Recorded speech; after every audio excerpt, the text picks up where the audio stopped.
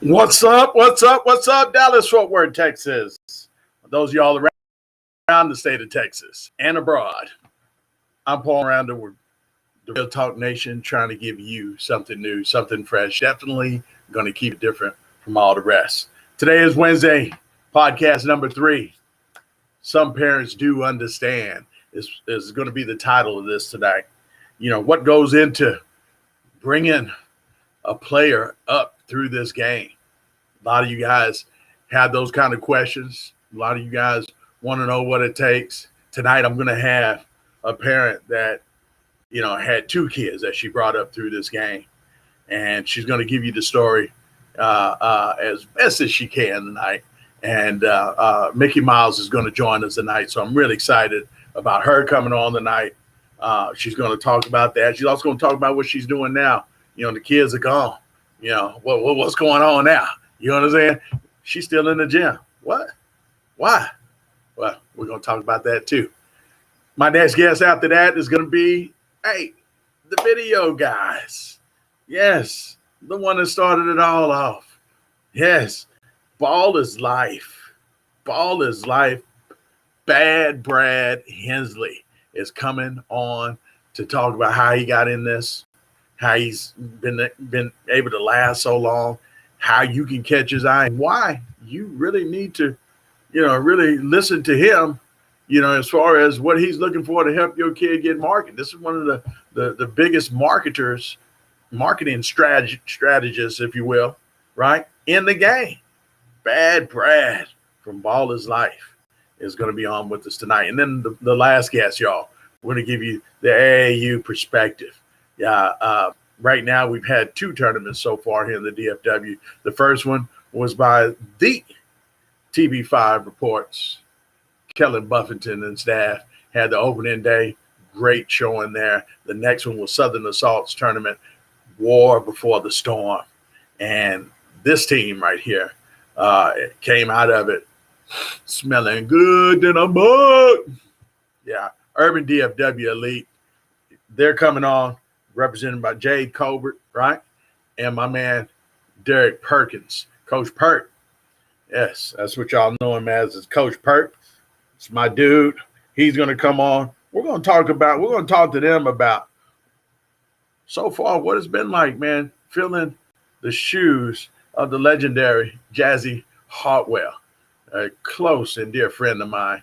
You know, we're going to try to get an insight on, a little bit on that so far in the early going, and talk about, you know, the wins that they had both in the opening day and in the War Before the Storm. I think they went undefeated in all, you know, in both tournaments, man. So they are off to a hot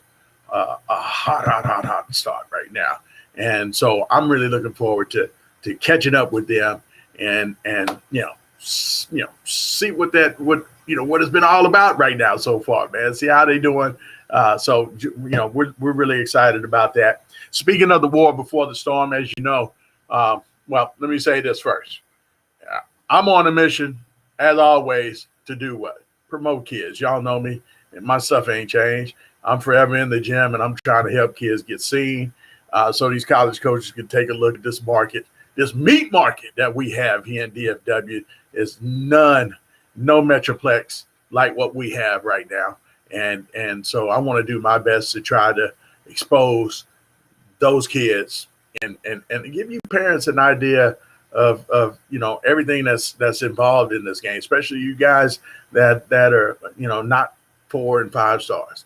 I mean, we're going to talk about 5 and 4 stars and so forth as well, but we're also going to talk below the 3-star and below level as well. So I want to give you, this show is going to be all about basketball from grassroots, middle school, young pups, middle school, high school, college, and to the pros.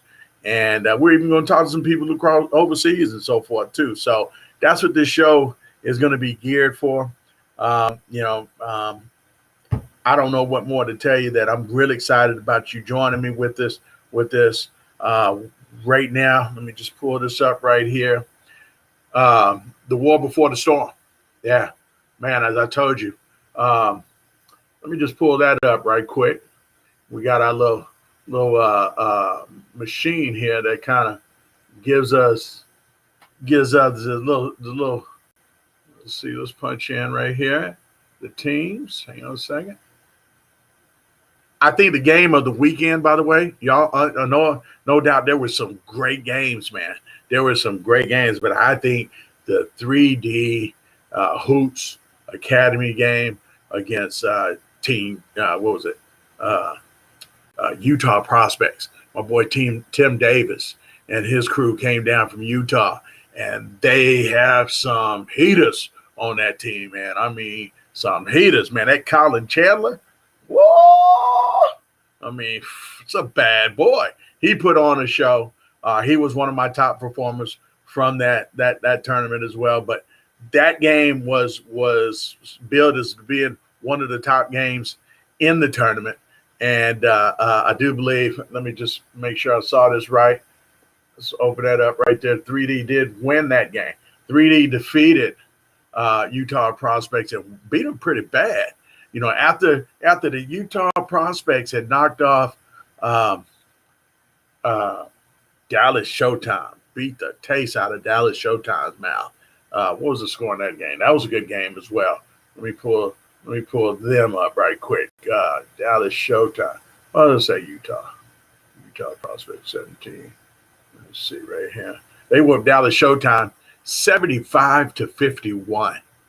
Whoa! And it wasn't even that close.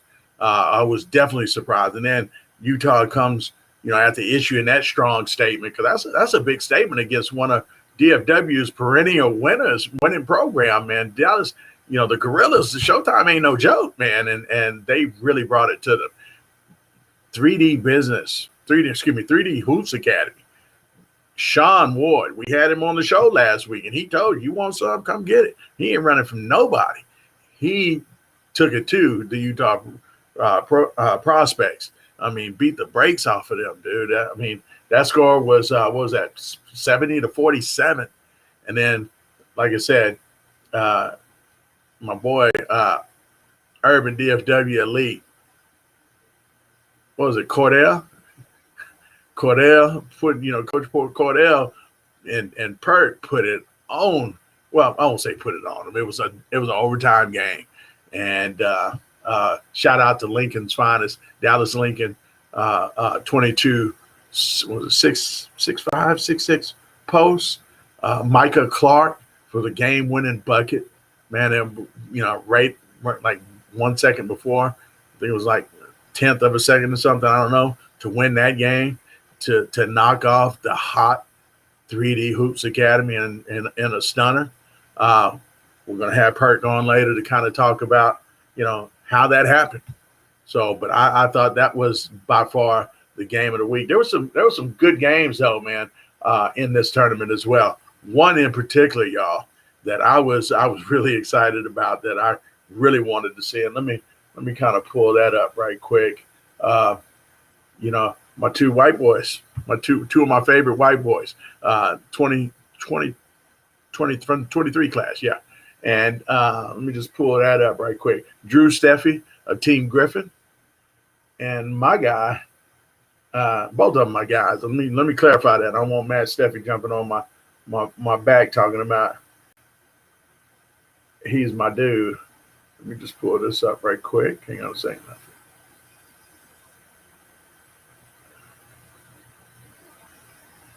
Is that the game, Team Griffin? Yeah. Oh, no, that ain't it. Oh, that was 17s. I accidentally pulled up. What's that, 16s? Right now, that game was... That ain't the game either. Oh, I know it was like 63-65, 62-65, something like that.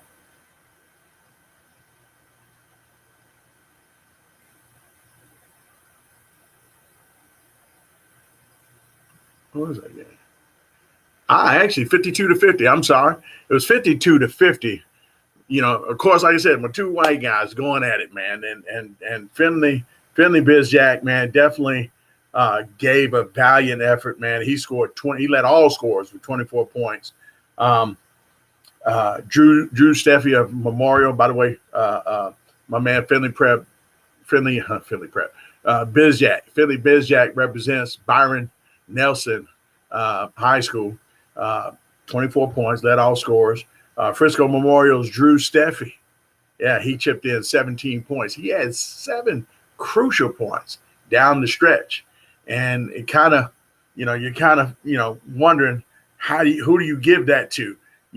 Steffi won the game, and I'll be honest, he had some meaningful points down the stretch, that helped him get up to 17 points, but he got the win. But point guards are the only ones that's judged on wins, right? So when you're a shooting guard and both of them are shooting guards, you got to go with the guy that got the most points, right? I know Steffi ain't gonna like that, but don't get me wrong, it was a great, entertaining battle. I hope we get to see more of that battle. I talked with Steffi after the game. I'm talking about Drew. Drew was like, "Hey, y'all saw it. I was guarding him. He didn't want to guard me." Finley's response to me on some of this, what happened was, "Hey man, he's got a better supporting cast, and that's that. But we still gonna bring it every time. So both of them still cocky, and I love that about both of them. And like I said, I just hope we get to see that matchup, many more years to come. So that's been a matchup that we've been waiting heavily on. So, but Drew Steffi got the win. Finley Bizjack, the business, gave the business. I don't care how many dribbles he had to take. He gave some business today. But nonetheless, man, Drew Steffi put up a great performance as well. So I don't want to act like I'm shortchanging. I'm just giving his dad a hard time a little bit. So shout out to you, Matt Steffi. Love what you do, man. We appreciate all that you do for the game as well. What other game, man? What game really caught my eye, man? I mean, I'm gonna tell you, man. ASAC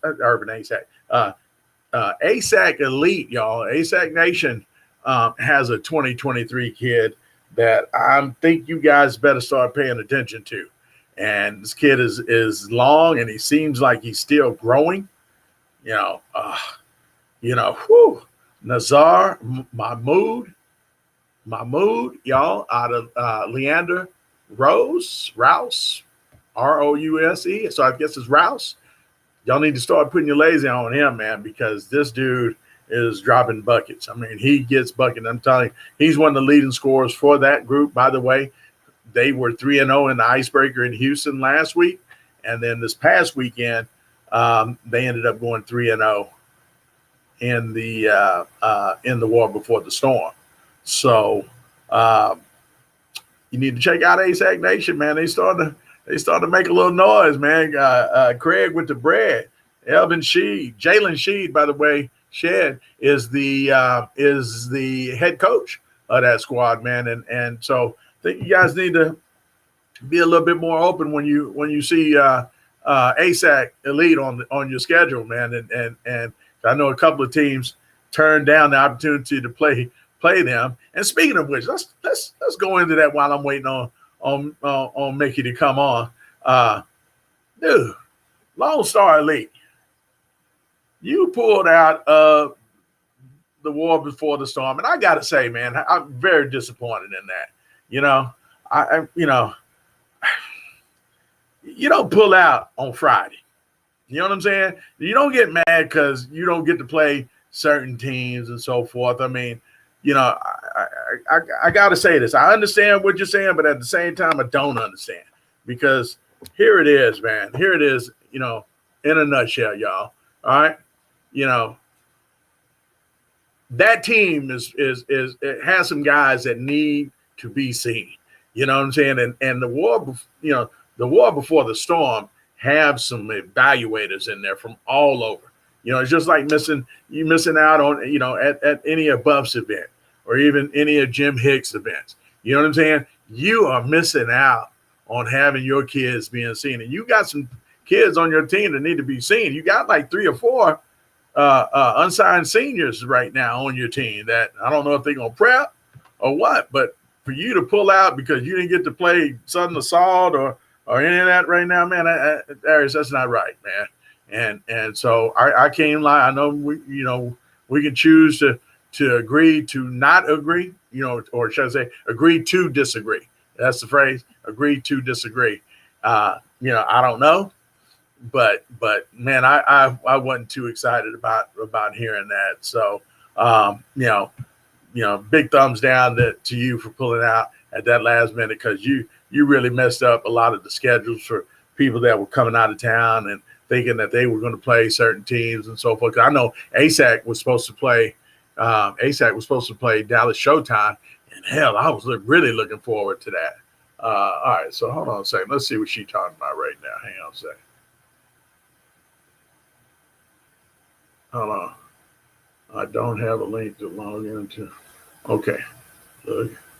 Bear with me, y'all. She's having trouble.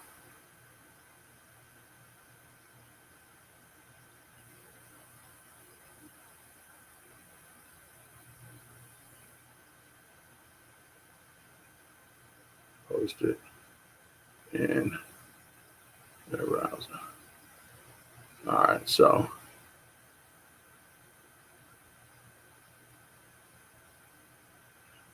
so I don't know what she's got on here right here. That's, you know, yeah, I'm just trying to see what this is.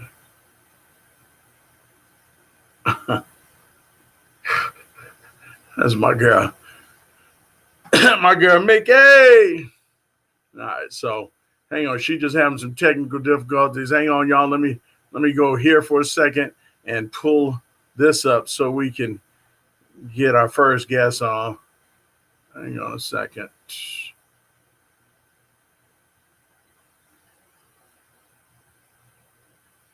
Let me make sure she got the. Let me see. Send me email. Mickey Miles, yeah. All right, so there's that. It's there. It was sent. Hang on.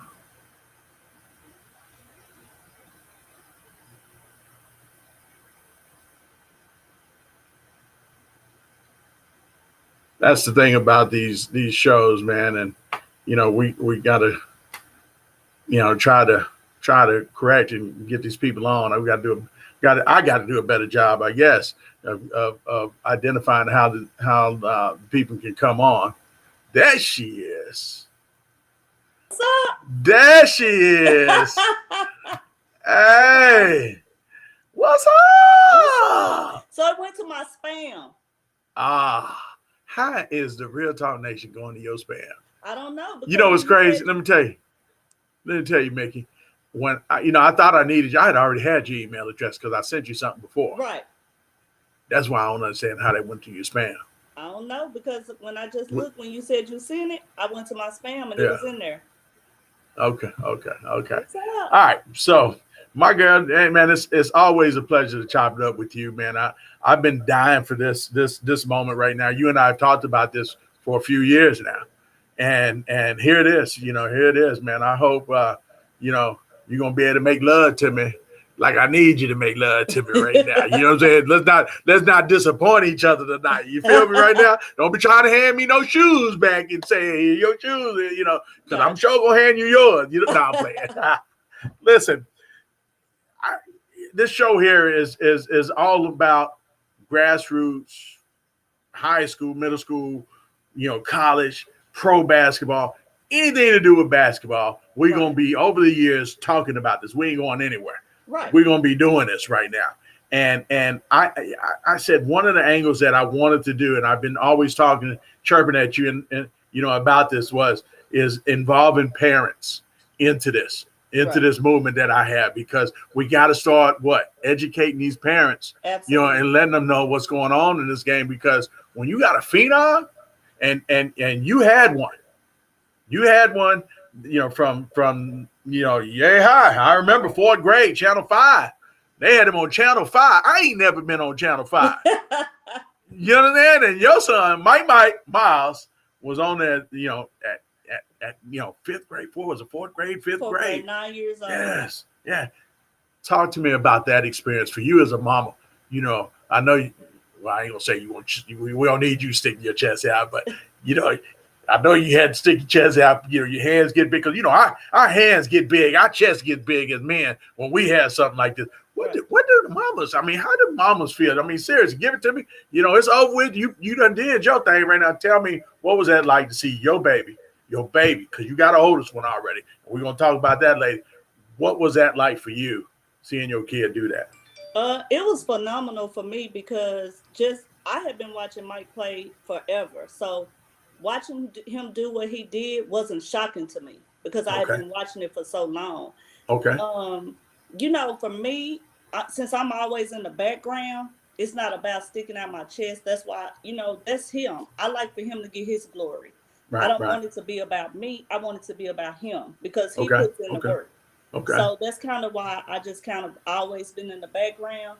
But I will say I've been proud of him since he picked up a basketball. No doubt. Period. You said you just gave me a coach's answer. That's an answer that a coach normally get. Did you use a coach or something back in the day with him? No. We need to know you because you gave me a coach's answers right there. I want the mama answer because I know the woman downstairs over here. If she would have had something like that, oh Lord.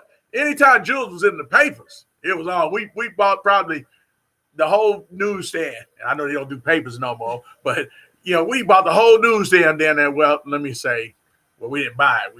We bought one, and you know how we do in the hood. We take the rest of it. It was phenomenal, Paul. It really was. It was phenomenal. But at the end of the day, I had to keep him humble. So I couldn't. Right. Oh my God, Mike, you on TV? Oh my God, this and that.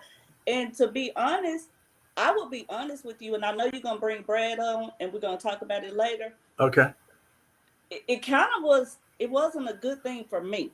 Okay. Because I felt like he became a measuring stick for all parents, not kids. Okay. The kids loved him, but all parents measured their kid to him and wouldn't let him be a kid. Okay. Every time they got ready to play Mike, it was like, oh, we playing Mike. You got to go for 30. You got to do this. You got to do that, which is cool. Yeah. Right. But it wasn't a good thing for me to watch. What was that conversation like talking with Mike about that very thing right there? People going to be coming at you. Did you have them kind of conversations with him and prepare? Basketball. And Mike's favorite word since he's about 8 years old is just basketball. Okay. That's always been his word. It's just basketball. Doubt. So I told him, people are going to come at you. They're going to attack you. They might foul you hard. Just play basketball. And he always said it's just basketball. Okay. So you had an oldest boy, Willie, who I absolutely loved coming up. I used to always have Jules, watch him play a lot, especially, Irvin, Dallas Mustangs and so forth, Wilma Hutchins and so forth. How much was, he wasn't considered a phenom. He had to earn everything he got at that point. And so what was that like for him, right? Helping you, what role did he play? Let me ask that in making what we seeing in Mike Miles right now. Let me tell you what's funny. People used to ask me, who trained him? Train? Like, we don't have money to train. Right. He get out there in the yard with his brother and his brother friends. So basically what Willie did for Mike was put every time I play him, he make me mad. So it put the anger in him to be better. Okay. Willie pushed Mike. He never gave him a leeway. He never let him win. Even though he was short, he would pat his stuff, wouldn't let him make shots. So Willie really was the one who kind of instilled in Mike the goal. Like, I got to win, because he was his first trainer. Right. Him and all the older boys that were around. Okay. Awesome. I like that. You played for some programs with Willie. And so how did Mike end up with the Titans? I mean, let's be real for a second. You had Willie with the Urban, and then the Mustangs. the hood squads and my dudes. You know what I'm saying? How do you end up with the Mighty Titans? Well, and this is so funny. KO, Sidney Owens. Okay. We actually started out, and I don't know if people know this, we actually started out with Urban DFW Elite. Yes. Little bitty kids. The Titans, Derek Shelby, spotted KO because KO was tall and, So he came to Sydney and wanted KO. All right. So Sydney asked him, do you have a point guard? We got a real good point guard. Like the point guard on my team, he good. And, Shelby was like, who are you talking about? Mike? And he said, yeah. He said, no, I heard that kid is too old. And Sydney was like, too old? Like he's the youngest player on our team. And so Shelby called me one day and he said, let me distill this rumor. When is Mike's birthday? And I told him. And he said, so he's a young third, fourth grade. I said, yeah, he's real young. And he said, oh, I heard he was too old. So do you want to bring him to tryouts? So when we got there, they were waiting on another kid. Coach Scott didn't know about Mike. So we got in and, they got to warming up. And so he came to me and he thought Mike was the other kid. Okay. And he's like, we want him on the team. Shelby's been talking about him. And he called him Will. And I said, Will? I said, his name is Mike. So he called Shelby over there. Shelby explained it to him. He's like, well, hell, we want him. That's how he ended up with the Titans. And don't get it twisted. We went to Mr. Trap personal gym. And I'm like, where are we? We're from Highland Hills. So I'm looking like, okay. So after the first couple of games and seeing how they treated them and the things they taught them, I was bought in. Okay. Let me not say that. I'm sorry. I wasn't bought in. Yeah, be careful how you clarify that. Sorry. Yes, yeah. Bought in. Yeah. You bought into what program, right? And what a program it was, man. I mean, it's not too many people, especially at that early age, them young pups that are doing that. So shout out to Mr. Trout, for doing that. I know he had a vested interest in his kids and his, whatever the reasons were, he still provided and he provided for everybody that was on that team. And that's the only way you can do that, by the way. A lot of people don't really understand that kind of sponsorship can't be just for one or two people. So and then let me say this: when he decided that he didn't want to do it anymore, is when the Cowboys kicked in and was like, "I'm sorry, the Jones Anderson, Charlotte and Shaw." Okay. Was like, "Hey, we want to keep it going. Our son's been part of this. He loves it. Hey, Mickey, do you want to become the GM of this team?" And I'm like, "What I have to do?" So we sat down, we threw some things around, and they ended up taking over when they were in the 8th grade? No. Okay. 8th grade. Okay. 8th grade. Okay. So. Okay. Coach Popsicle. My dude. What was that like, really, watching him coach your boy? Because I had the utmost respect for that dude and as a coach. And the coffee man, he's selling coffee now. Yeah. Weight losing coffee right now. And killing it. He's killing it. And one thing about Coach Scott, he's a salesman. He makes you buy into his beliefs in basketball, everything. He's good at what he does.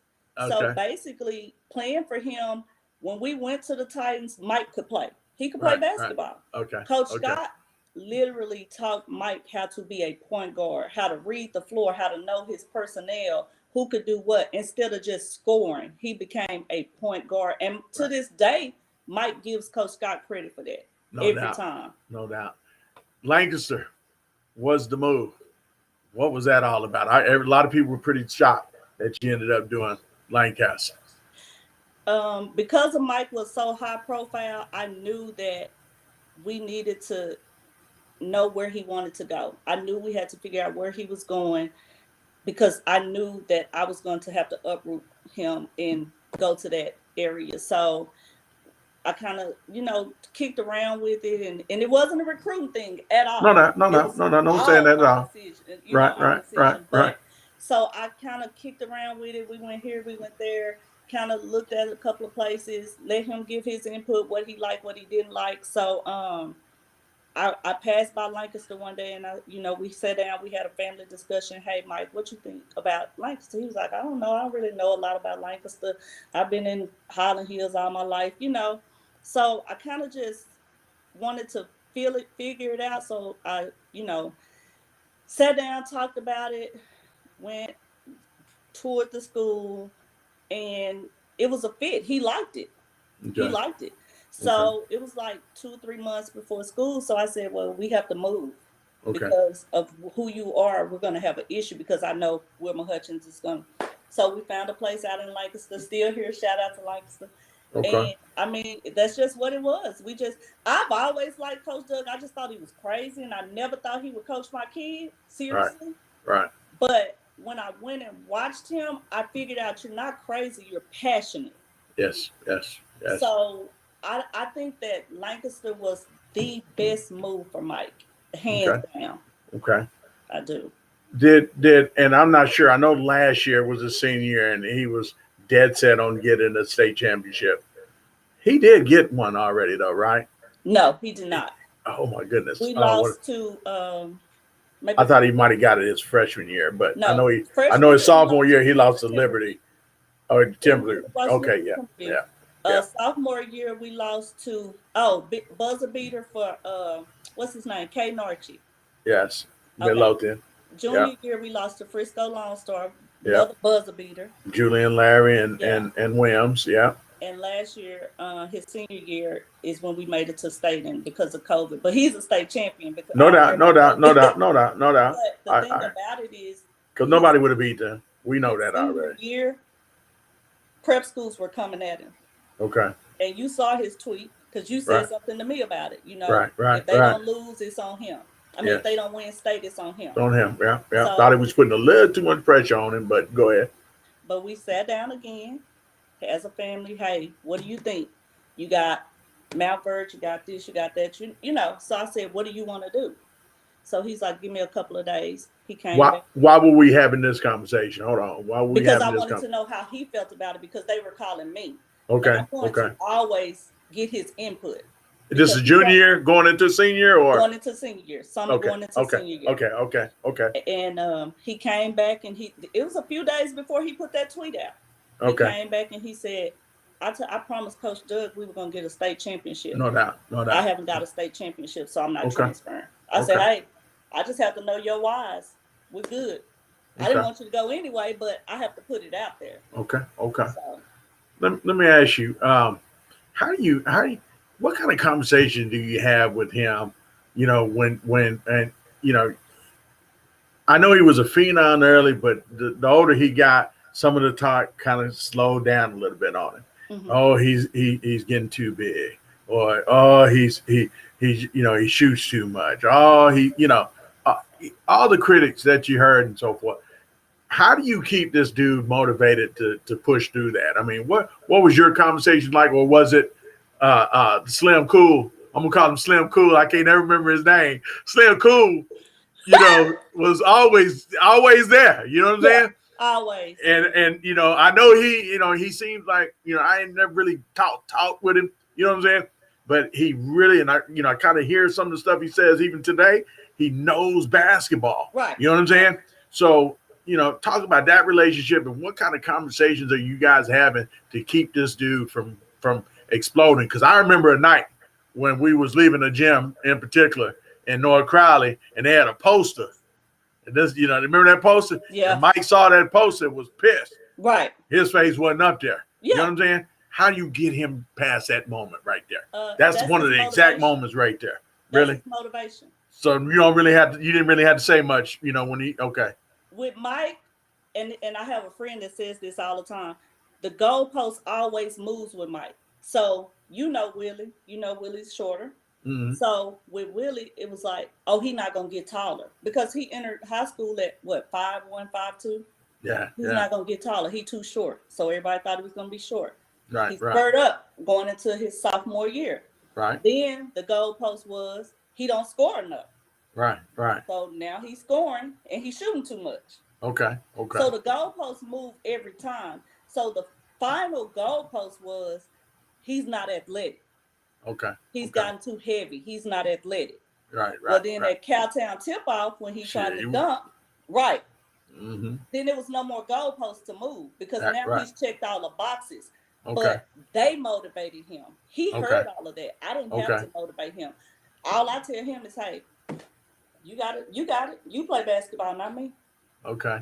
So All right. So we're getting ready to go into, and I'm gonna end up keeping you on, even through my next guest. All right, because okay. there's still more to get to with you, and so let's go and bring the next one on right quick. And speaking of which, we're talking about the video camera. Okay. Your boy was in front of that video camera a lot.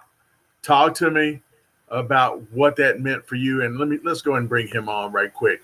Yes, sir. Hey, what's going on, y'all? Are we doing this? Bad Brad Hensley. Bad Brad. Yes, Ball is sir. like, Mickey, I need you to scoot over a little bit. Come on over here. I'll give it to me. Oh! There she go. All right. Brad, what up, brother? How you doing, What's man? going on, man? Just chilling. Man, I was we are so eavesdropping in y'all's conversation a little bit. I was listening before I hopped on. No doubt. Dude, I don't know if you saw my commercial that I gave earlier on Twitter about, you coming on. No, I'm sorry, I didn't see it. Yeah, you got to check it out. All right. So, I'm a firm believer in messing with the guys, the innovators, if you will, and the guys that first do something here. You know what I'm trying to say? And I know there's a lot of camera guys out there right now, but I got to give you props, man. I got to give you props because you were the first, that I remember here.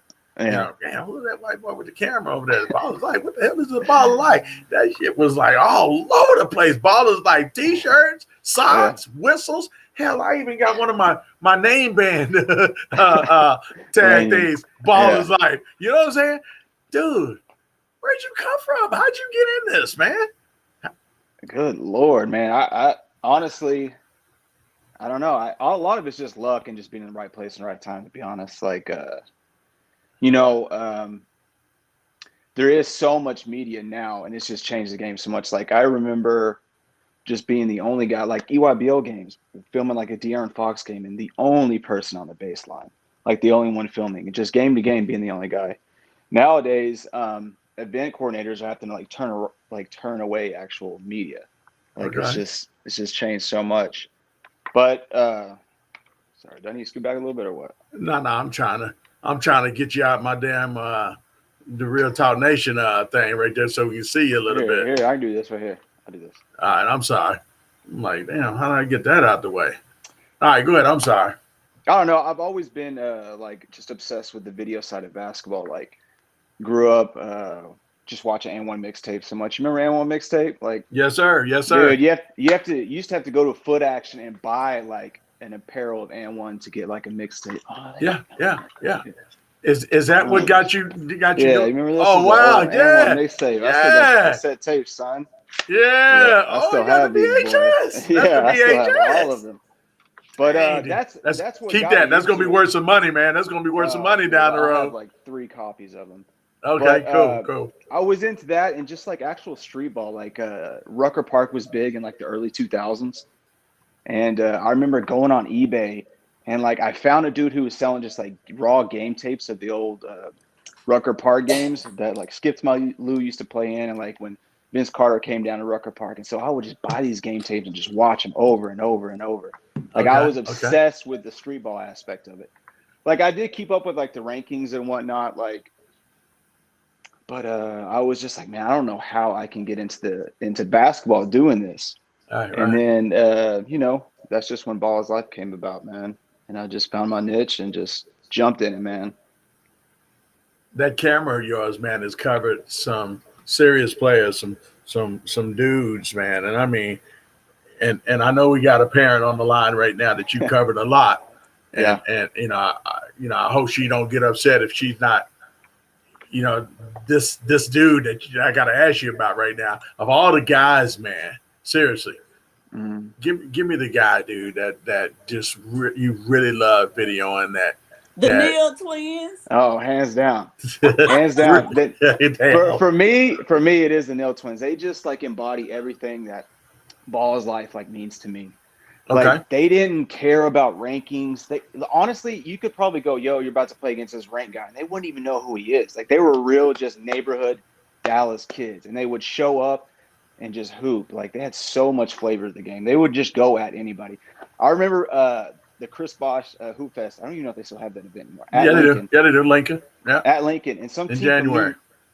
Some team from New Mexico had came down and called them out and just wanted to play against the Neal twins specifically. I want to play these Neal twins, and I was like, all right. So I came down and I'm filming. They weren't even trying to score. They were just bringing out to half court, and they were just just mix up the defender. And here comes the other twin. No, my turn. And he passed it to Eric or Derek. Here comes mix the other defender up. They were just taking turns, but not even scoring, just breaking their ankles, taking turns. Yeah. God dang. It might not have been like the most winning style of basketball that like translated to college or whatnot, but for me, like, dude, those guys were so much fun to film, man. So much fun. Yeah, them for sure. See, Julius, she knew. Yeah, she did. Well, she's a Bradologist. She knows Brad. Yeah. Hey man, talk to me. Let's talk about some of the players right quick, man. Mm-hmm. That even I used to pull up, Ball is Life and really just like, damn, this dude is everywhere. He gets everything right now. Julius Randle, what was it like covering him? Because you really was on his tail a lot as well. Give me what it was like with him right quick. Man, he's and Mickey was about all these games too. I don't know. You probably saw just as many games as I did. Right. But well, a lot of people don't know. He going through was your lens right now. He was probably the strongest player, just physically the strongest player I've ever filmed. Are you amazed at what he's doing now for the Knicks? The shooting part, yeah, for sure. Really? Like, but I saw what he did this summer. Like I was with him all summer long. Watching him, so I was able to see the work he's putting in. But I mean, he was just an on-the-block bruiser in high school. I mean, he would bring it up coast to coast and whatnot. But God, he was just so the most confident player. Him and De'Aaron Fox are the two most confident players I've ever filmed. Just killers.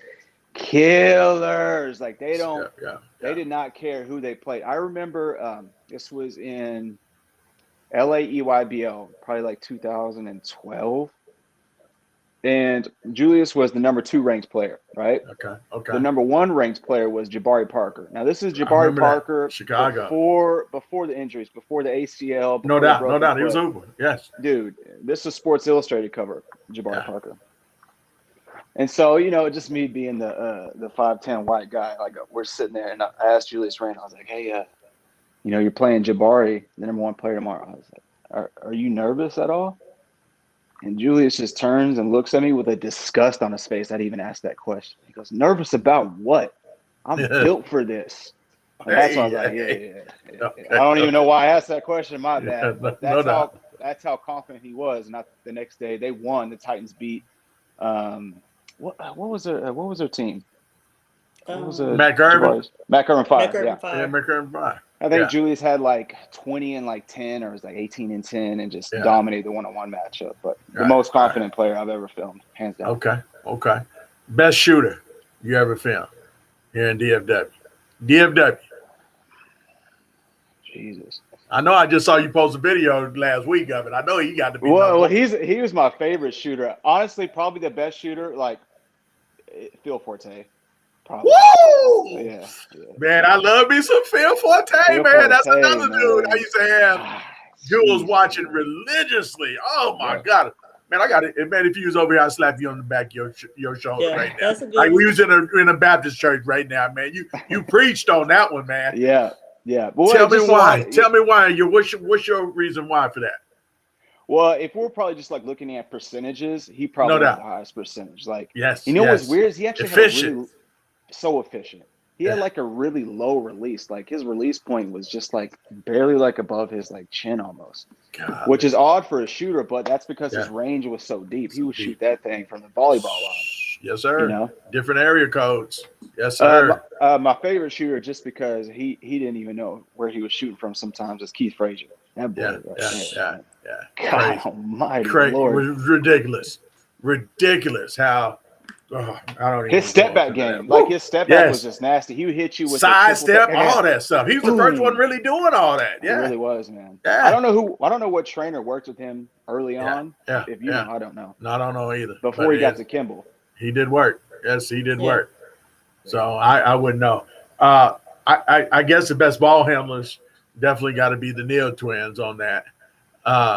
Yeah. Talk to me about the Plano West crew.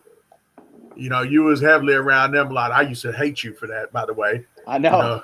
You know? I think we hated each other because like I was just like, man, I'm trying to make Yeah, some money over here, man. The dude just said, man, you know, I'm a DeSoto dude, and this dude, you know, they in the way, man. No, go, but talk to me. Hey, first shooter Matt Jones is up there for best shooter. Yeah. DeSoto guy. Yeah. Talk to me about the Plano crew. DJ Hogue, Mickey Mitchell. You know, what was it? Sosa. Jamambo Sosa, Mambo. I can't remember. Tyler Davis. Talk to me what that was like, man. You know, with them guys, man. That was a hell of a crew. God, that was so much fun to film them, dude. Well, their student section was crazy. They used to actually like chant "Ball is life," like when I yes. I'd be so embarrassed. I was like, But what's that like, man? You just got me on another question. What's that like hearing you being chanted like that, man? I ain't never had that, so I want to know what that's like. Just that in case. Was the only time it's ever happened. Don't really think this like happened. That's one more than I ever had. So come on with it. Their student section was just through the roof, man. Like they would coordinate throughout the game, just like chants, like during the free throw line, you know. But that crew, man, I don't know if they lost a game that last year in state. They lost one, and then they lost one preseason game. I was there, saw that preseason whooping. That year or no? Against Elijah Thomas and against Elijah. It was in Garland if they lost. Yeah, it was. No, they won. Remember, won. we DeSoto lost to Rick Keller that year. We was looking to get at that tail in the regional. Okay. Yeah, we was looking ahead and we got knocked off. So, but yeah, were you down there in state that year when they won? When DJ hit that? Dude. Hey, you wasn't there. Hey, listen. I'll say this: I've never been to one state championship game. So it's on TV. They don't need me. How the hell is Ball is Life not at the state championship? I haven't been to a single one, man. Wow, Brad. I can't miss it. I got to be there, man. I love the atmosphere for that. I love it. Great venue. They take real good care of their media people down there as well, man. I suggest that you do that one year. Well, hey, honestly, all it is I don't think I can film it because they have TV rights. So it's like they're airing the game on TV. I'm not sure if I can film it. You can do the videos like you always do. You just can't do it live. Yeah, Jabari, all them dudes were doing it. A whole bunch of people do that. My bad. Even I take it from my little phone sometimes. Honestly, I just don't want to make the drive down there. I'm not gonna lie to you. I don't want to drive down there. Hey, man, we have so much fun down there, bro. Seriously, real talk. Lupe has a big suite, you know, at every year. Lupe Nunez. Shout out to my man Lupe.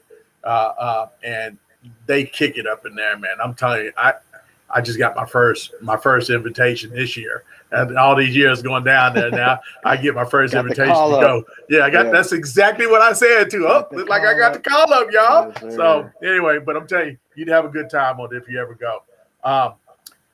Mickey. Yes, sir. Ball is Life. Talk to me about your experience with Ball is Life. Spill it out. Okay, so Mike was on Ball is Life when he was 9 years old. And a few times after, but the one that he had a video that went viral. He ended up being July 5th, 2012. I found the video today. He was on Fox 4 News because it went viral. And at that time, the superintendent of Dallas name was Mike Miles. So they kind of did a little thing on it. But Brad came to me and after he seen Mike play a couple of times, he said, hey, I want to put a film together for him, put him on Ball is Life. Is that okay? Well, me watching Mike play all those years, I was like, oh my God, yeah, he's finally getting recognized. Okay. So I told him immediately, yes. Yeah. So he did it. He came back to me maybe a week later. He said, hey, whatever you do, don't read the comments. Just watch the video, don't read the comments. I'm like, why did fool tell me don't read no comments? Uh-oh. So of course, I don't read the comments. No doubt, right. Oh, don't do it. Don't do it. Don't take the red pill. And I'm sitting there like, he's 9. Are you serious? And blah, blah. So I kind of got in my feelings. But if I had it to do all over again, and I love Brad to death, I would not let him be on Ball is Life. And I think Brad and I discussed this because it was just, like I told you earlier, Paul, he became a measuring stick for parents, not the kids. Yeah, the parents start disliking him. Parents start making comments behind the back and just different things. And it was always, you better take his ball. It was never just a friendly competition because he became such a phenom around the city. You know, he ended up being on World Star Hip Hop. It was a lot. God, he And was on for World Star him, Hip Hop? That's wild. yeah. For him, he stayed humble. I think he probably watches the video more now than he did then. But for me, it was more of an emotional battle because I couldn't believe that people would say the things they said about a 9-year-old. And you know, it just like I said, it was just an uphill battle for him because everybody wanted to measure themselves with him and say he wasn't gonna get any better. He was gonna flat out because he started so early. You see kids that start early and then they don't pan out. So that's kind of what we went through. So I would not do that video. If I could go back, he wouldn't have a Baller's Life at that age. For sure. And, you know, I actually talked to Mike about that last year, about that's one of my biggest regrets is doing that video. Oh, 100%, dude. 100%. It was that bad. It was bad. It was horrible. It was worse than bad. I mean, we got millions of views, but at the end of the day, who cares? Like, yeah. I mean, and at that time, as a parent, you're kind of excited because you're like, "Oh, my baby went viral." No, that Baller's Life. My son never made when I say viral, like, we use viral like loosely, like, oh, he went viral. No. Like, he legit went viral. So he was on the front page. We're old now, but 2012, he's on the front page of Yahoo.com. So that's like essentially being like number one of the top 10 Twitter trending nationally. Like, that's the equivalent. Like, I don't know how many millions of views. I'm guessing like 3 to 5 million, I would assume. Yeah, it was somewhere up there. If not more than that. But anyways, yeah, I actually talked to Mike about it last year, how it was one of my biggest regrets. And, you know, that was the last, well, I did one more of a younger kid, Jade Jones. Yeah. As far as the mixtape. But other than that, I've never filmed any other player that's not in high school. Because like she said, it's just not fair. Like, yeah, it's just not fair to the kid, man. How like they can't develop and just those are the developmental years. So where you're really just trying to figure out who you are.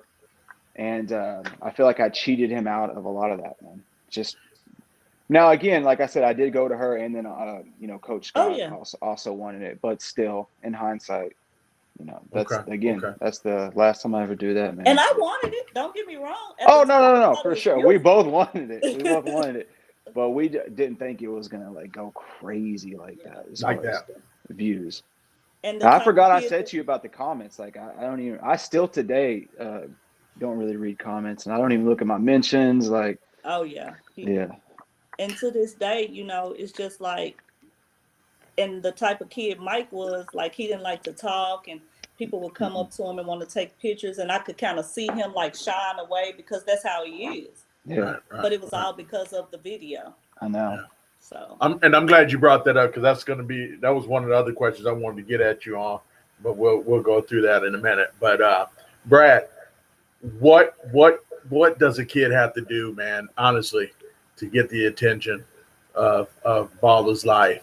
You know, and do you get parents and kids coming at you all the time? I mean, what's the conversation like? What's the conversation like? Oh, what's the most you've been offered? Well, the first question usually is how much, like, hey, how much? And I always just tell them no, like I don't take money, and I still haven't ever taken money to put a kid on, because then it's just not genuine, and y'all would all know anyways. Like, no doubt. How's that kid on Baller's Life? But I don't know what it takes is, I mean, just to be basic, you just got to be damn good at basketball, to be honest. No doubt. I mean, I don't care about rankings that much. Especially if you have like a good style of basketball that's entertaining. Yeah. Like there's players who are really good that are just boring to me. I'm not gonna say names or anything. No. But good Lord, I just can't stand to film them. You know what I mean? No doubt. But as long as a player's like entertaining for me, because at the end of the day, Baller's Life is, I'm not a scouting service or anything like that. It's more of entertaining for the viewers. Right. So the more entertaining of a player, that's generally who I'm going to gravitate to. Okay. You know what I mean? Okay. What keeps you doing this, man? What you know? Because again, and I'm gonna tell you as an evaluator, the players aren't what they used to be. You know what I'm saying? We've seen the Keith Frazier's, the Julius Randles. And I remember when LB Nash played with the Mustangs, and they had like 4 or 5 other guys that like remember the one? What was the one dude that looked like he could jump and it's like he was on an elevator? Ito something Topo something. Sama. That's why. Yeah, Soma. dude. You know, guys like that. Urban We're DFW. not. Yeah, we're not seeing. No, that was Dallas Mustangs. That was Dallas Mustangs. My bad. And you know, guys like we don't have teams that have that many guys on a team like that. And better yet, it was a bunch of teams that had guys. Not just one or two guys. I mean, you had 4 or 5, maybe 6 dudes on a team, man. That now. I mean, how is it staying afloat, especially with all these cameras everywhere? You got video cameras. How are you guys staying afloat on all this?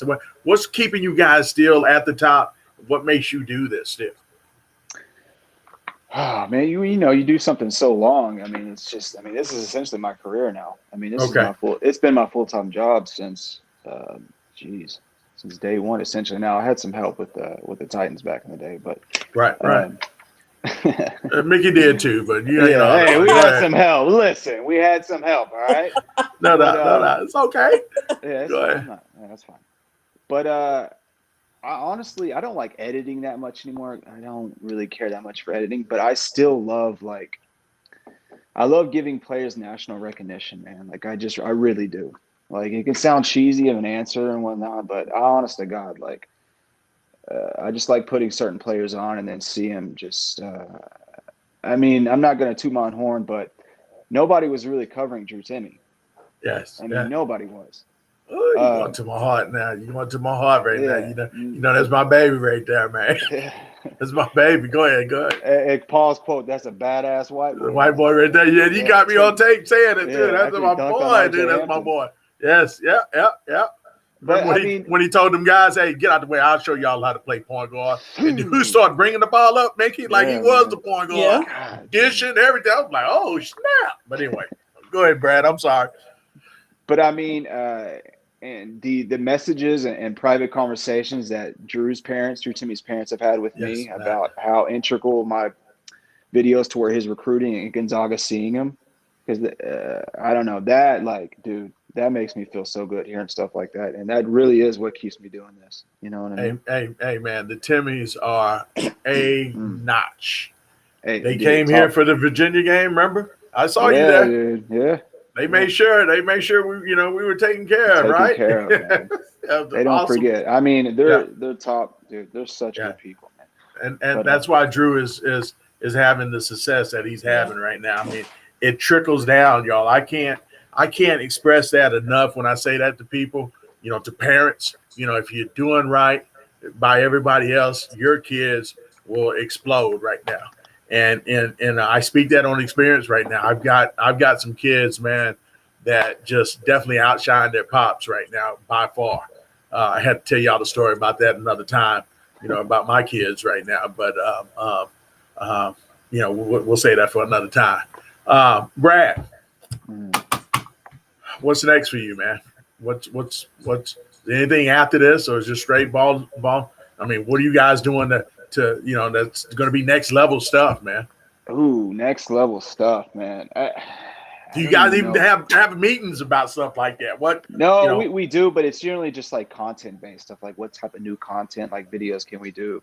The algorithm on YouTube changes so much, dude. Like, if you aren't changing with it, dude, YouTube will just leave you behind, man. And that's how we generate a lot of revenue is, your YouTube, your Facebooks and Twitter, Snapchat. Those are the ways we make money. Okay. But along with our apparel makes a lot of money. But I know I spent some money on y'all stuff left and right when Jules was coming up. I'm not sure. I mean, I guess I could do events. I don't really want to get into that, to be honest with you. That's just like a headache for me, to be honest. Okay. I don't know, man. I'll try something new eventually. Good Lord, need to. All right. So let me ask you this, and we're gonna leave it at this right now. Any advice that you would give these young video camera guys now? Before I go to that, hold that thought right quick. I've been, we've had another incident this last weekend at the War Before the Storm, Mickey, we had an incident where we had a big fight, and yet again another camera guy taped that. Brad, do you do that? Would you tape something like that? So I didn't see the fight, but I actually had a camera guy come up to me and ask for advice about the fight and whether he'd put it in. I just told him no. I was like, yeah. First of all, you're there to make these kids, prop these kids up. Like, you're media, that they could just, you have to see these people again. Right. Like right. these, you're probably going to cover the war before the storm again. Right. And right. they could be like, no, you made us look bad. Right. Yeah. Like, we're not there to just bring negative light into. Right. Dude. Right. Hey, Mickey, were you there in Little Rock at the AAU National Championship with Yep. Oh my God. Oh, Now, yeah. I filmed that. What? Dude, one of the biggest brawls in basketball I've big ever seen. fight. It was insane, dude. Listen, it was a Worse than the DeSoto Duncanville fight. Yeah. Worse than that? Oh wow. Dude. Hey, so this was a Memphis team versus I don't know. I think it was North Carolina team or something. I can't remember. Or And New this is- Orleans team. I think it was Memphis and New Orleans team. But so Okay. this was 8th grade AU national championships. And I think this was the game. It was the Final Four. And if they won, they got to the championship. So the Memphis team lost. And while they were shaking hands, they just started squaring off like this. And the Memphis team was ready to fight. The other team didn't want anything to do with it. And so the other team starts running away. Well, this team is chasing them down. They actually ran off the court into the stands, jumping over like old white ladies, and these dudes are chasing them up the stands, out into the parking lot, and now they're fighting outside. I've never seen a fight start on the court and then end up players, not like fans, like actual players, out into the parking lot. It's different, man. Oh my God. But hey, I filmed the whole thing, and you've never seen the God. footage. I've never shown anybody the footage. I was there, I was like, I'm going to get this on footage, but I would never put it out because why? Right. No views are worth that. Like, who cares? Yeah. You're just gonna, everybody's gonna hate you after that. Like, parents, coaches, everybody's gonna hate you. Oh, there's that guy that put the fight in the video. Like, yeah. I know we had that happen once with a guy here that did the DeSoto Duncanville. He regrets it. I've talked with him after that, but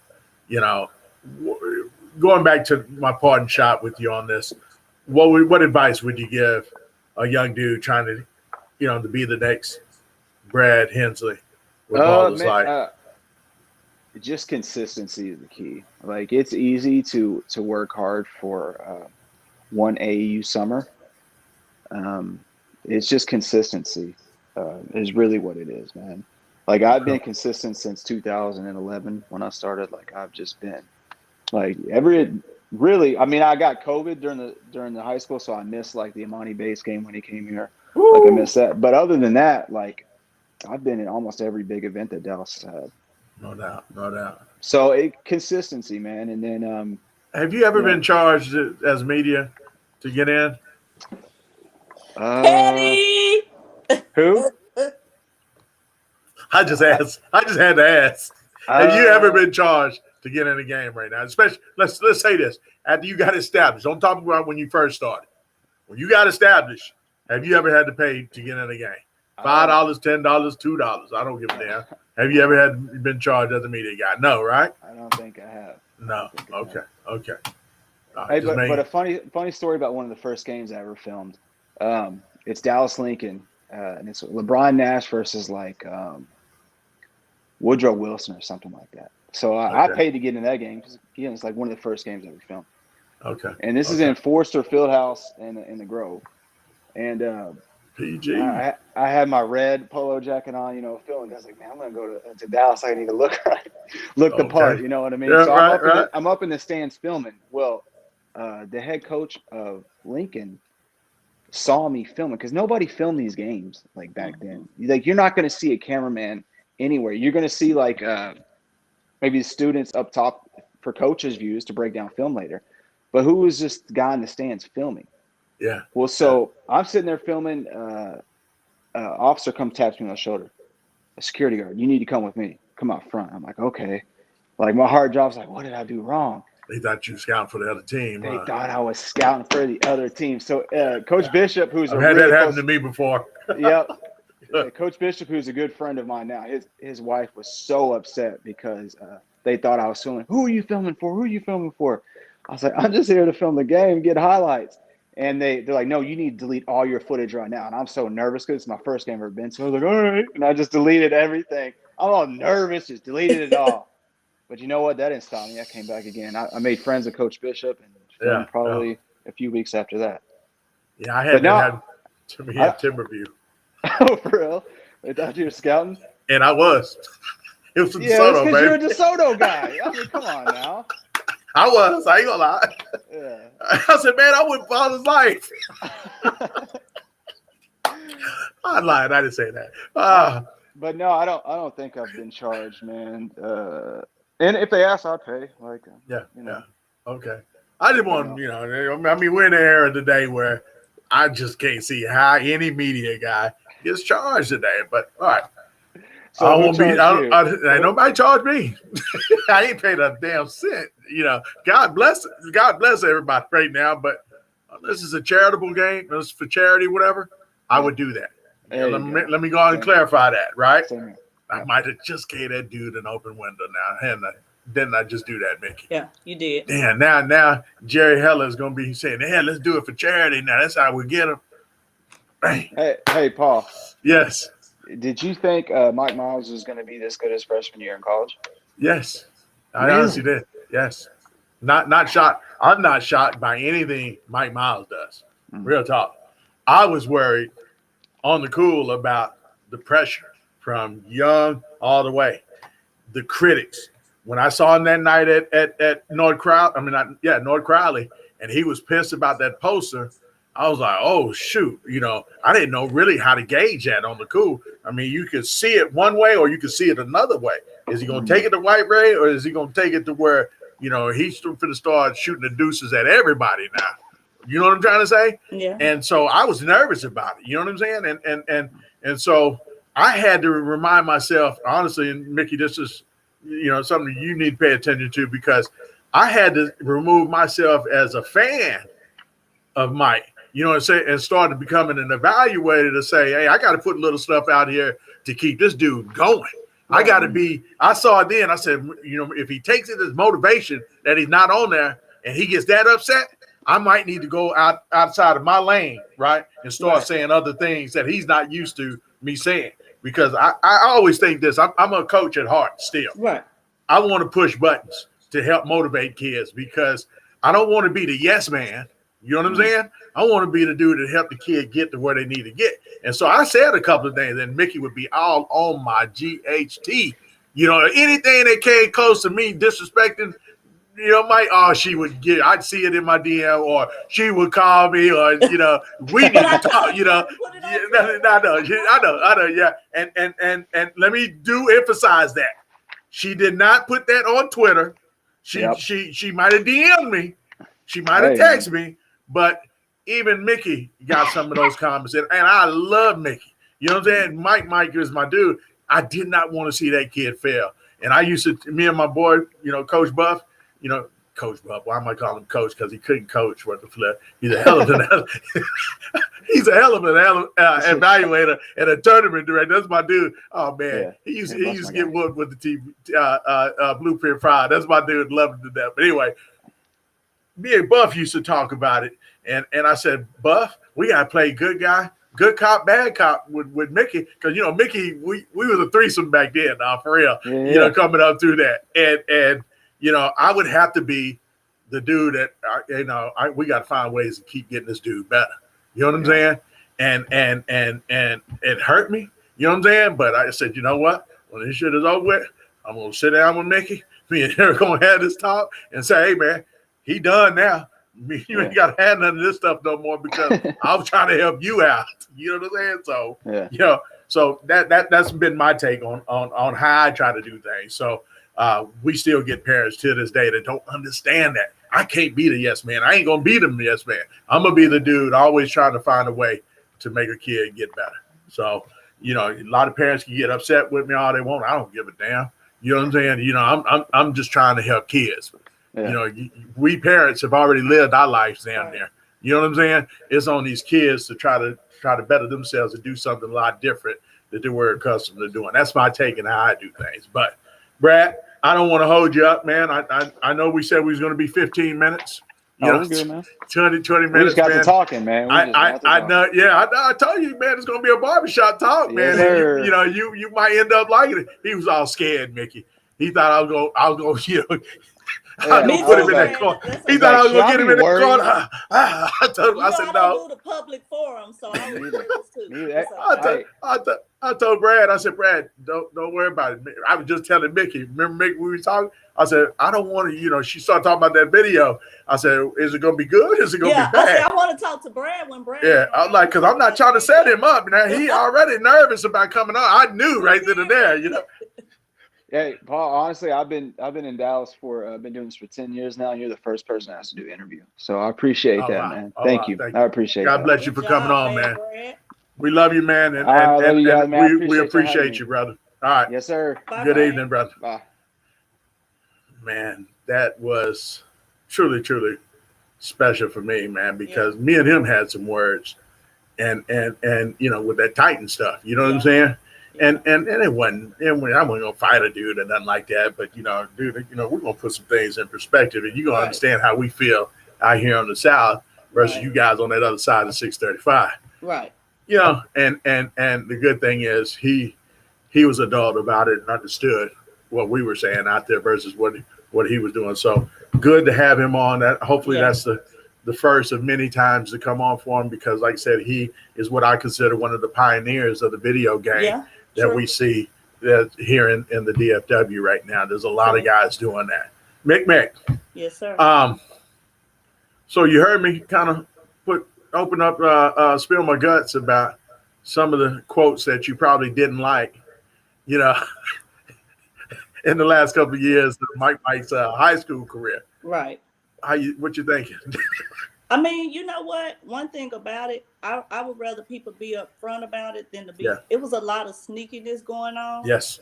And that's one thing that I have no respect for that. No doubt. You come to me, and just like you, Paul, if I seen something I didn't like, I wasn't gonna go on there and respond because that's not how I was raised. If it's a problem, you handle the problem. You call, you talk about it, whatever.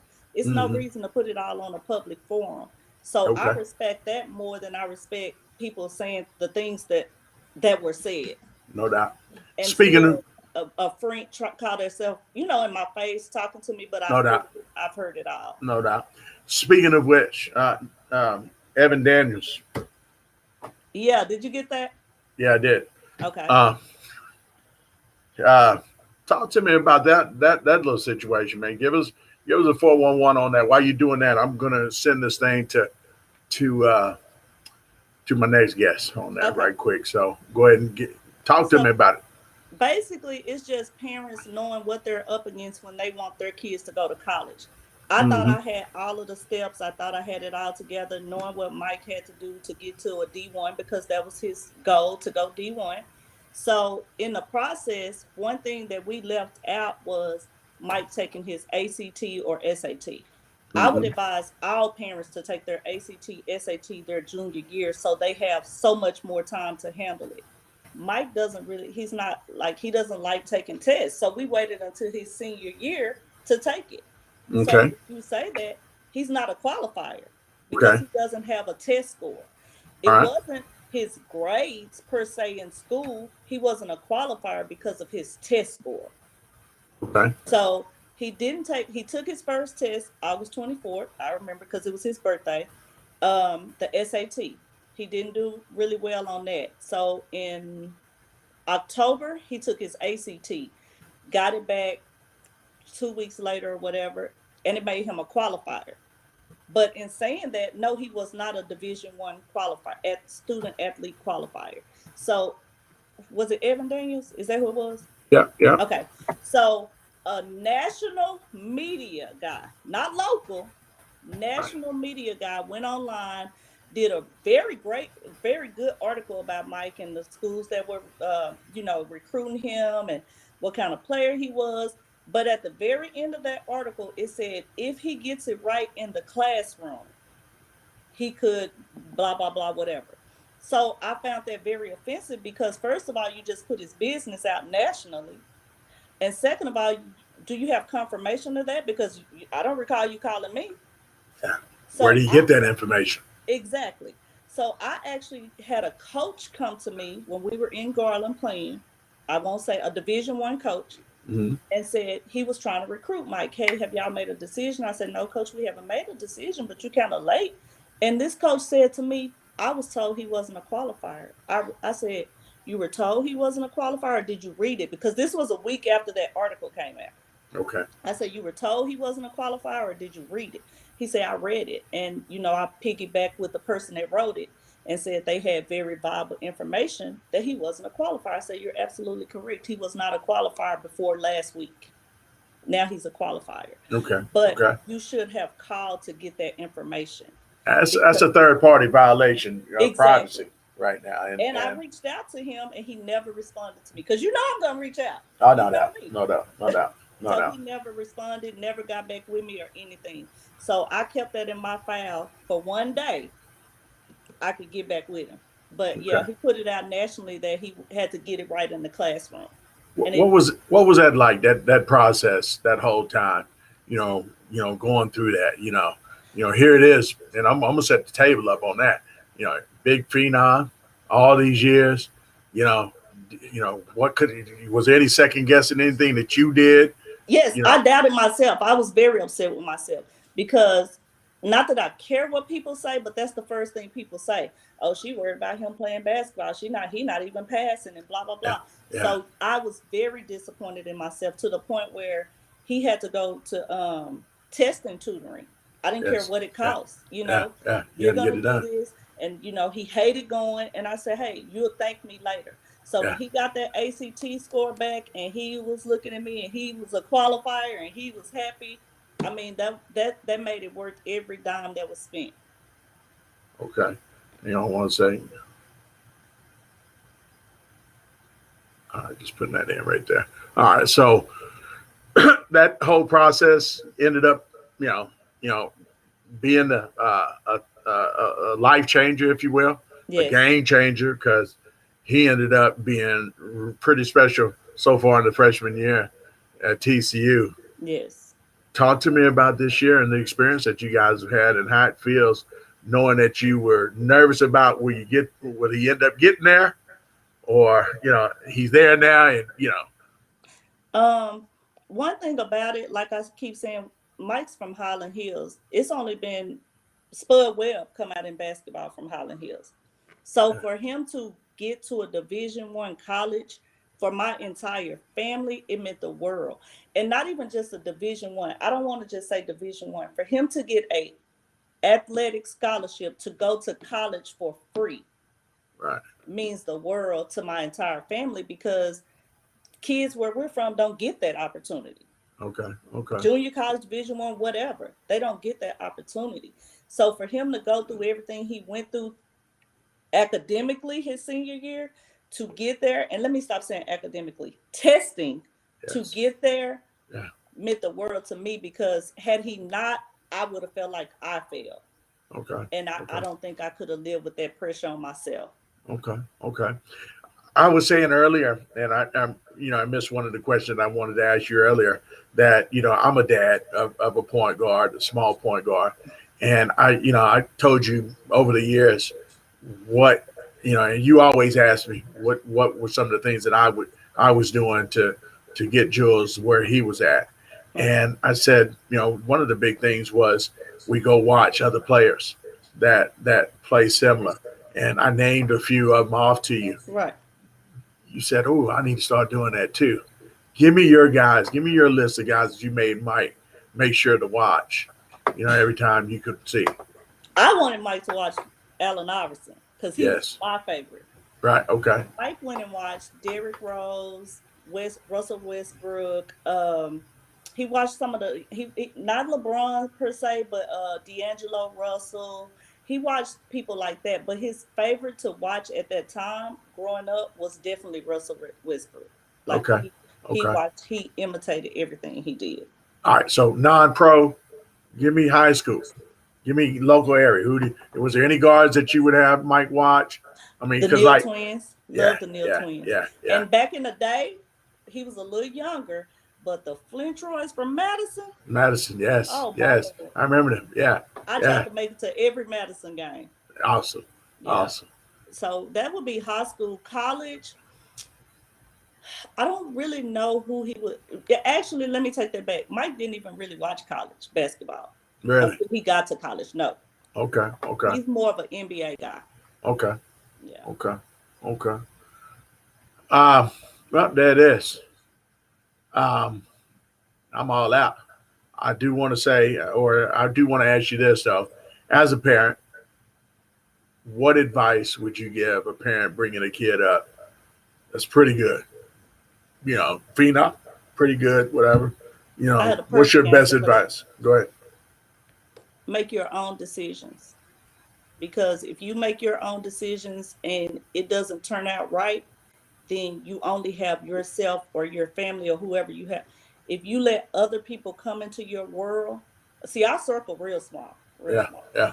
If you let other people come into your world and start making decisions or helping you make decisions with your kid, if something fails with your kid, who do you blame? No doubt. And so I guess I got another question on the top of that then, you know, and I probably should have asked this a long time ago, but how did you fend off all the handlers? How did you fend off all the Jerry Hellers in the world? 'Cause I know. First of all, my trust is like very bad. Like I have a hard time trusting people. But growing up in the household that I grew up with, we learned it was all about family. So with that being said, my mom and my dad never came in and let anybody make decisions for us, regardless of what it was. So the way I was raised and the way I raised them and the way, you know, I said, this is our circle. This is what we're going to do. These are the people we're going to trust. And that's it. If anybody else comes to you and you know where to send them, because nobody's going to make decisions but this circle right here. And that circle is right here. No doubt. And he got it. And Mike is really good about saying, you need to call my mom. You need to call, you know, what you call him? Slim Cool. Slim Cool.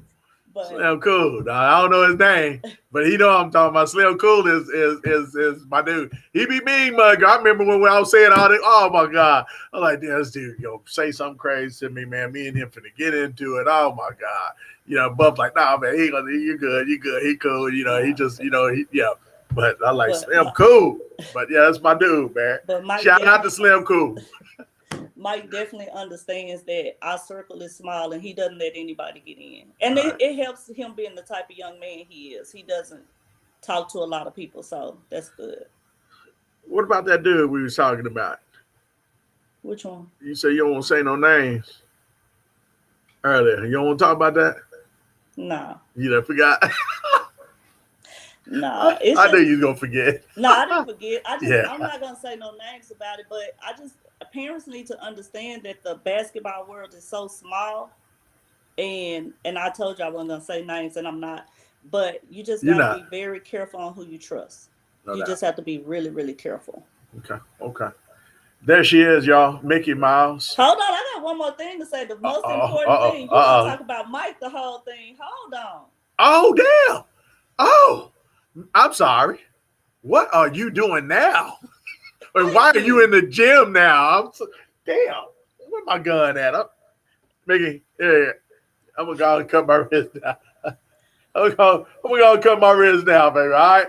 Okay. God, talk to me about what you're doing right now. I'm sorry, baby girl.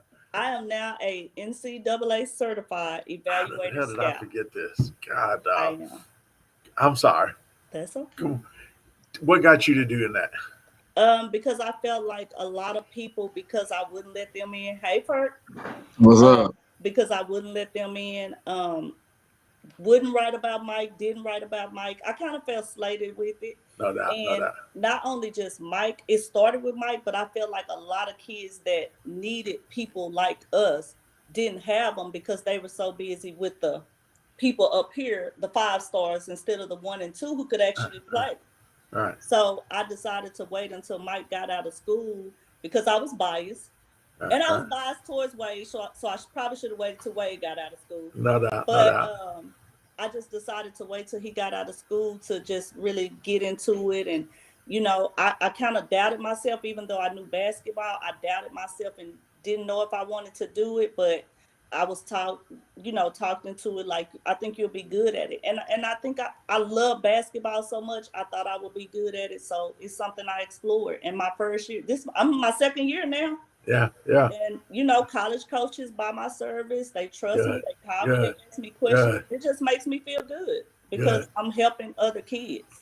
I applauded that the minute I heard that and that you were doing it. And I told you, I called you right immediately. And I said, Mickey, if you need anything, you know, let me know, because you're one of the people that I truly respect as a basketball person. Forget the part that you were mom to Mike Miles. You know what I'm saying? You always had good basketball conversations. Right. And that's what I love about, you know, dealing with you and Slim Cool. I know that's your partner in crime on that. Yeah, no, that's my partner in crime. Look, Perk over there with the damn light-skinned Rick Ross looking at, you know, what's going on with the hat, bro? I'm over here, you know, shouting out to my girl, man. Yeah, man, y'all need to check. She made this for me, and I don't really never take it off that much, man. It's very touching, so appreciate you, Nick, for that, for real. Yeah, bless you. All right. So, Mick, man, anything else you want to get off your chest before I let you go? It. I appreciate you having me on here. I enjoyed it. Mick, this is going to be the first of many more to come. Because you know, this is my first time ever speaking publicly. No doubt. And like I said, I don't want you to be a stranger on this. I'm gonna be calling upon you to talk about some of these tournaments and who caught your eye and so forth during the year. So I hope you have time for me, to do that every now and then. I mean, I also want to involve a lot of evaluators, through this process, of what I'm trying to do right now, this endeavor that I'm on right now. So I like I said, I definitely respect your work and hope that you will join us again. All right. And thanks for the rosters you send me. Anytime. The high schools and anytime, because again, we all need them, when we're trying to get this thing done. So hopefully next year, and this is going to be one of the other things I'm gonna be trying to talk about, is getting these coaches to put the Twitter handles with the names. Right. That's what we're working on next. Okay. So we gotta keep chopping away. Every little inch counts. So we're finally getting these AAU guys. Here's one right now. Urban DFW Elite taking the initiative and saying, "Hey, we're gonna put our Ross out with the Twitter handles. We're gonna make it easier for guys like Buff, Mickey, Andre, Poe, dudes like that, and Ani, all them guys to help." And Jabari, to help them guys get to their names faster on Twitter to where it's automatically tagged. So big shout outs to them on that. Mickey, love you. All right, love y'all too. I appreciate you. All right, Mickey. You take care. Love you, girl. All right. Man, I don't know if you listened to that hell of an interview right there with Mickey Miles, mama of Mike Miles at TCU. This dude right here, Derek Perkins. I was hoping we could get Miss Jade Colbert on the line, Jazzy's daughter, the lovely Jade Colbert. She could not make it tonight. She had another venture that she had to be on today, and we are going to work on trying to have her on here. Maybe she want to be on here by herself. I don't know. We gonna get that done though. Perk, most definitely. Good to have you on, though, and representing Urban DFW Elite, which is a program that's dear to my heart, and I know dear to your heart with the passing of the original Urban DFW Elite director, Jazzy Hartwell, who passed this past year. And talk to me, Perk. Starting from the beginning, man, the loss of Jazzy, what you guys had to do to keep not only his legacy going, but the Urban DFW Elite program going. How did this come about, man? How did you guys make this happen? Man, it's really number guy, man. He definitely been on our side since everything happened, man. We definitely got a lot of shoes to fill. I mean, we talking about a godfather, in my eyes, man, that's been doing basketball for years. Touched a lot of hearts, many families, helped many kids get to school, collegiate level, pro level. And, you know, my job now is to make sure I continue his legacy along with Jade. We both co-directing for Urban DFW League. And, man, it's an honor to definitely be in his shoes now, to see all the headaches and the goods and the bads that come with it. But most definitely, man, without God, man, it's we wouldn't be where we at right now. When Jade came to you and said, Perk, you know, I don't know how it was said, but I need you to help me with this. You know, what was the first things that ran through your mind? Because, you know, honestly, I know I spent a lot of time talking with Jazz. You know, I was a confidant, if you will, of Jazz, and we talked a lot about who would be his successor, and you know, if Lord forbid, the inevitable happened. You know what I'm saying? And Right. and you were always in the conversation on that. And when Jade came into the moment, talk to me about what it was for you to say, "Hey, I'm damn sure going to do that with you." Give me that moment. Definitely.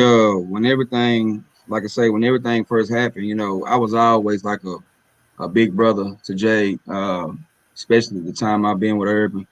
We kind of been knowing each other for a while, and she definitely at one point was like, you know, she didn't think she could never do it. Right. And you know, she came to me. She was like, "Hey, man, you know, I wanna be a part of this. I definitely want to step in my dad's shoes, and I want you to help me with this." And it was a no-brainer, because at the end of the day, my mindset was continue to keep his legacy going no matter what.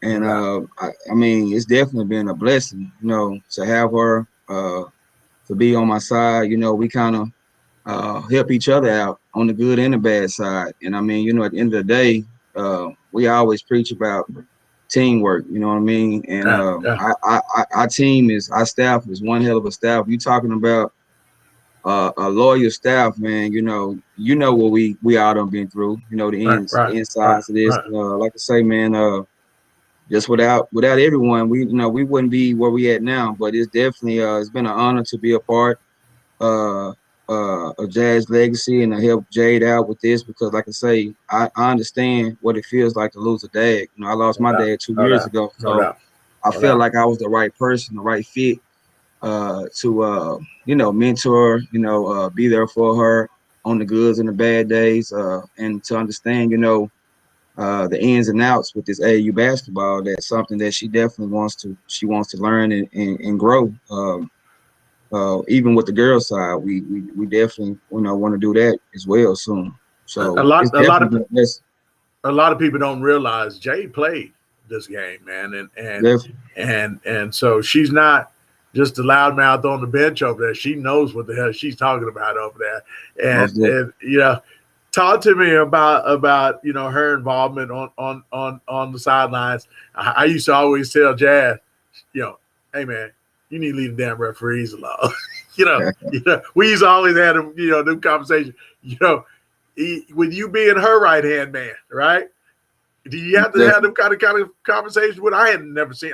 So far I hadn't seen her going off on no refs or anything like Jazz. But do you guys ever have that moment? Because I know I actually used to love the moments with Jazz, because it actually gave me an opportunity to tell him to shut the up. You know right. Talk to me about that. I mean, do you guys ever have those kind of moments, or does she need to calm? You've been kind of calm lately, but go ahead. Yeah, I mean, you know, for me, you know, I've been doing it. A lot of people don't know this. My 18-year coaching. Yeah, and I was one of the young guys. Who started you out, man? Where you start out at? So, you know, I started off, you know, OCBF, you know, OCBF, St. Phillips, you know, DeSoto Rec, and I was at one point with Jaguars. You know, we were just playing a lot of rec basketball. You skipped your main. Hold on, and I'm getting to it. I already know where you're going, man. And I was introduced. You skipped your basketball daddy. Listen, man. And I was introduced to this guy right here, Paul Miranda, man. it was like, man, I honestly, man, seeing you, before I was introduced to you, I saw you at Beckley Gym, and I'll never forget. I just saw this guy over here on this sideline with a lot of fire, a lot of energy.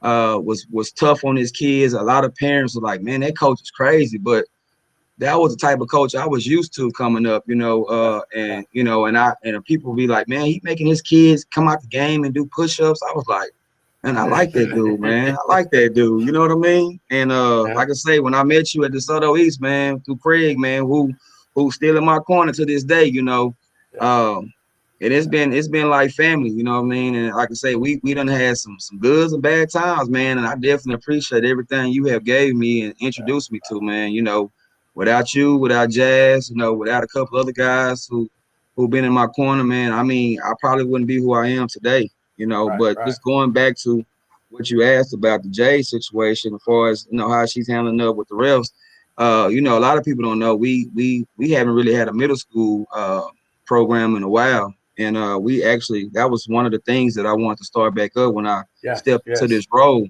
I wanted to have a feeder. You know, I really believe in development. That's my thing. You know, a lot of people don't know I do a lot of behind the scenes skill development training, and that was just something that I saw.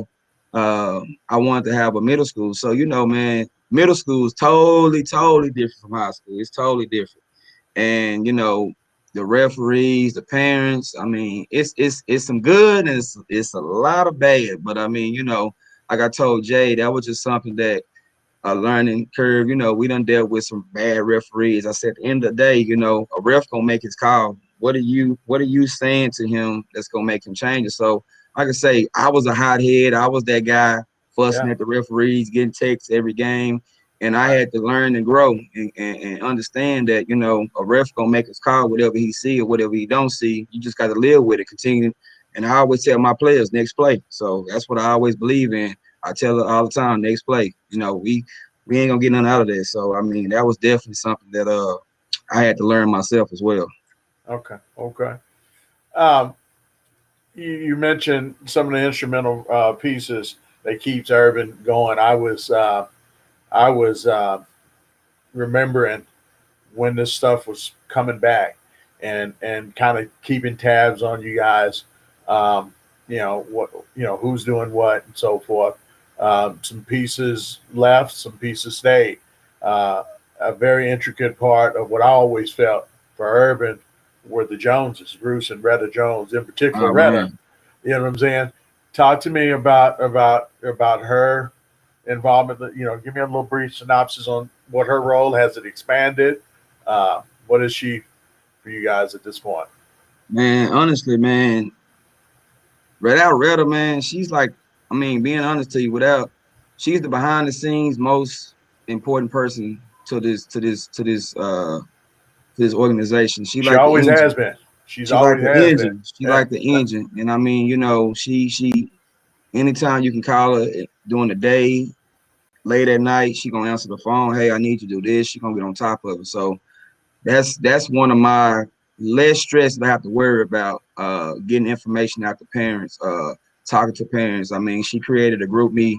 You know, we have a group me set up for all our parents to where she get all the information out. She handle all the, when we go out of town, she handle all that kind of stuff, you know, finances, all that stuff. She very important. And I mean, her and Bruce has been very important to our organization. And I mean, you know, without them, you know, man, I don't know if we'll be still going right now. You know what I mean?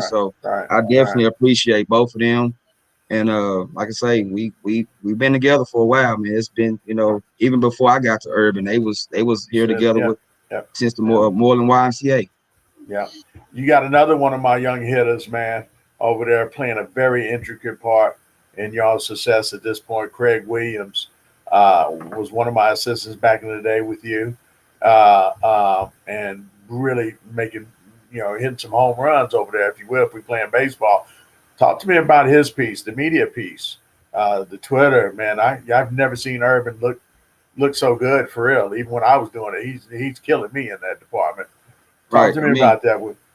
So, you know, when once everything was settled down and we kind of got over, you know, well, I'm not gonna say got over, but once we kind of got level-headed and start focusing on the program, we all kind of, that was me and Jay's idea to kind of break down everybody, give everybody a role. And Craig, man, I mean, it's like with me, you know, because Jade is, a lot of people don't know, she's a varsity assistant basketball coach for the girls on Lincoln High School. Right. Okay. So during the school year, I felt like me and Craig roles changed. I mean, when you saw Jazz, you saw me. Now it's like I'm Jazz and Craig is Perk. You know what I'm saying? So it's like one of those deals, man. Craig is like all over the place, man. I mean, it's not even just with media. I mean, he's definitely, you know, another guy that works on development. He's a recruiter. I mean, he's a mentor. He's a count. I mean, Craig has so many. I mean, so many hats, man. I mean, experience. I mean, you can name it. He's like a big brother to me, man. But at the same time, I mean, with what he's doing with our social media, with all the stuff like that, I mean, it's like, man, what can I do to just let you know I appreciate you, man? And Craig just one of those guys, hey, man, I just love the game, man. This is what I love to do. And I mean, I can call Craig at 12 or 1 o'clock. I'm sleeping. I hear my phone vibrating. Craig on Twitter posting all type of stuff. I mean, I'm like, man, this dude here is amazing. I mean, without Craig and Jade and Retta and Bruce, I mean, pretty much our entire staff. But those guys really help our program run, man, on a daily basis for sure. I mean, a lot of people don't know Craig, but he one of those behind the scene guys that just ain't trying to look for no spotlight. Yeah. He don't want no spotlight. You know, we've offered Craig many. Hey man, you want to be head coach? Craig don't want to do it, man. He just want to do his job. You know, he gonna help with the beautiful basketball mind, man. Most definitely, man. Most definitely. Yeah. Cordell, you brought Cordell back. He's running the varsity. Yes, sir. Have you guys lost yet? No, sir. We so far 6-0. 6-0. Yes, sir. What was that? What has that been like, man? I mean, I know he was Crab 5 last year. You know, kind of disappointed a lot of us. You know, doing that, but that was your boy. You brought him back. Talk to me about that transition right now. Actually, man, I actually didn't bring him back. You know, this happened before Jazz passed, man. Oh, really? Yeah, man. It was one of those situations to where Cordell just felt like, you know, Urban is like home, man. We one big family. I can't speak for nobody's organization. That's one thing I don't do. I don't talk down about no organization. I focus on Urban, but Urban means Cordell was just like, man, you know, Urban is just like home, man. It's like it's just different environment. You know what I mean? So I mean, when Jazz was sick, you know, it touched a lot of hearts, and it made us, you know, put a lot of stuff to a side, a lot of ego stuff to a side, and be like, hey man, you know, let's make this work. You know what I mean? So man, I got a text on my phone from me and Craig, and not me and Craig, but me and Cordell and Jazz created.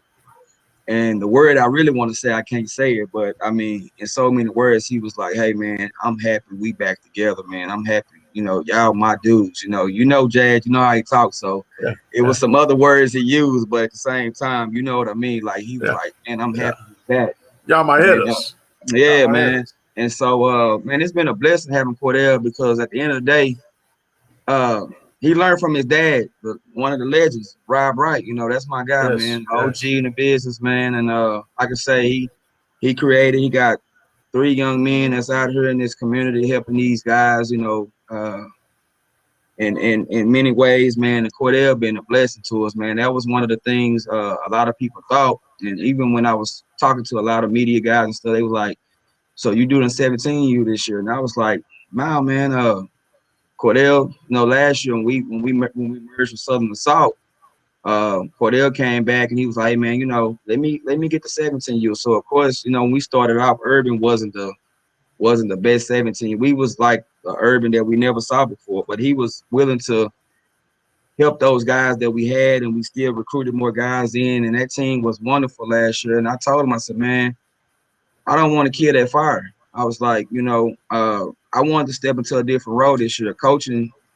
You know, with me having 2 young kids and, you know, a wife now, you know, it actually gives me more time to be with them and manage. You know, a lot of people, like I said, a lot of people don't know I have my own training business too. So I feel like, you know, Cordell definitely he loves the coach. He loves the kids. He got a lot of fire in him.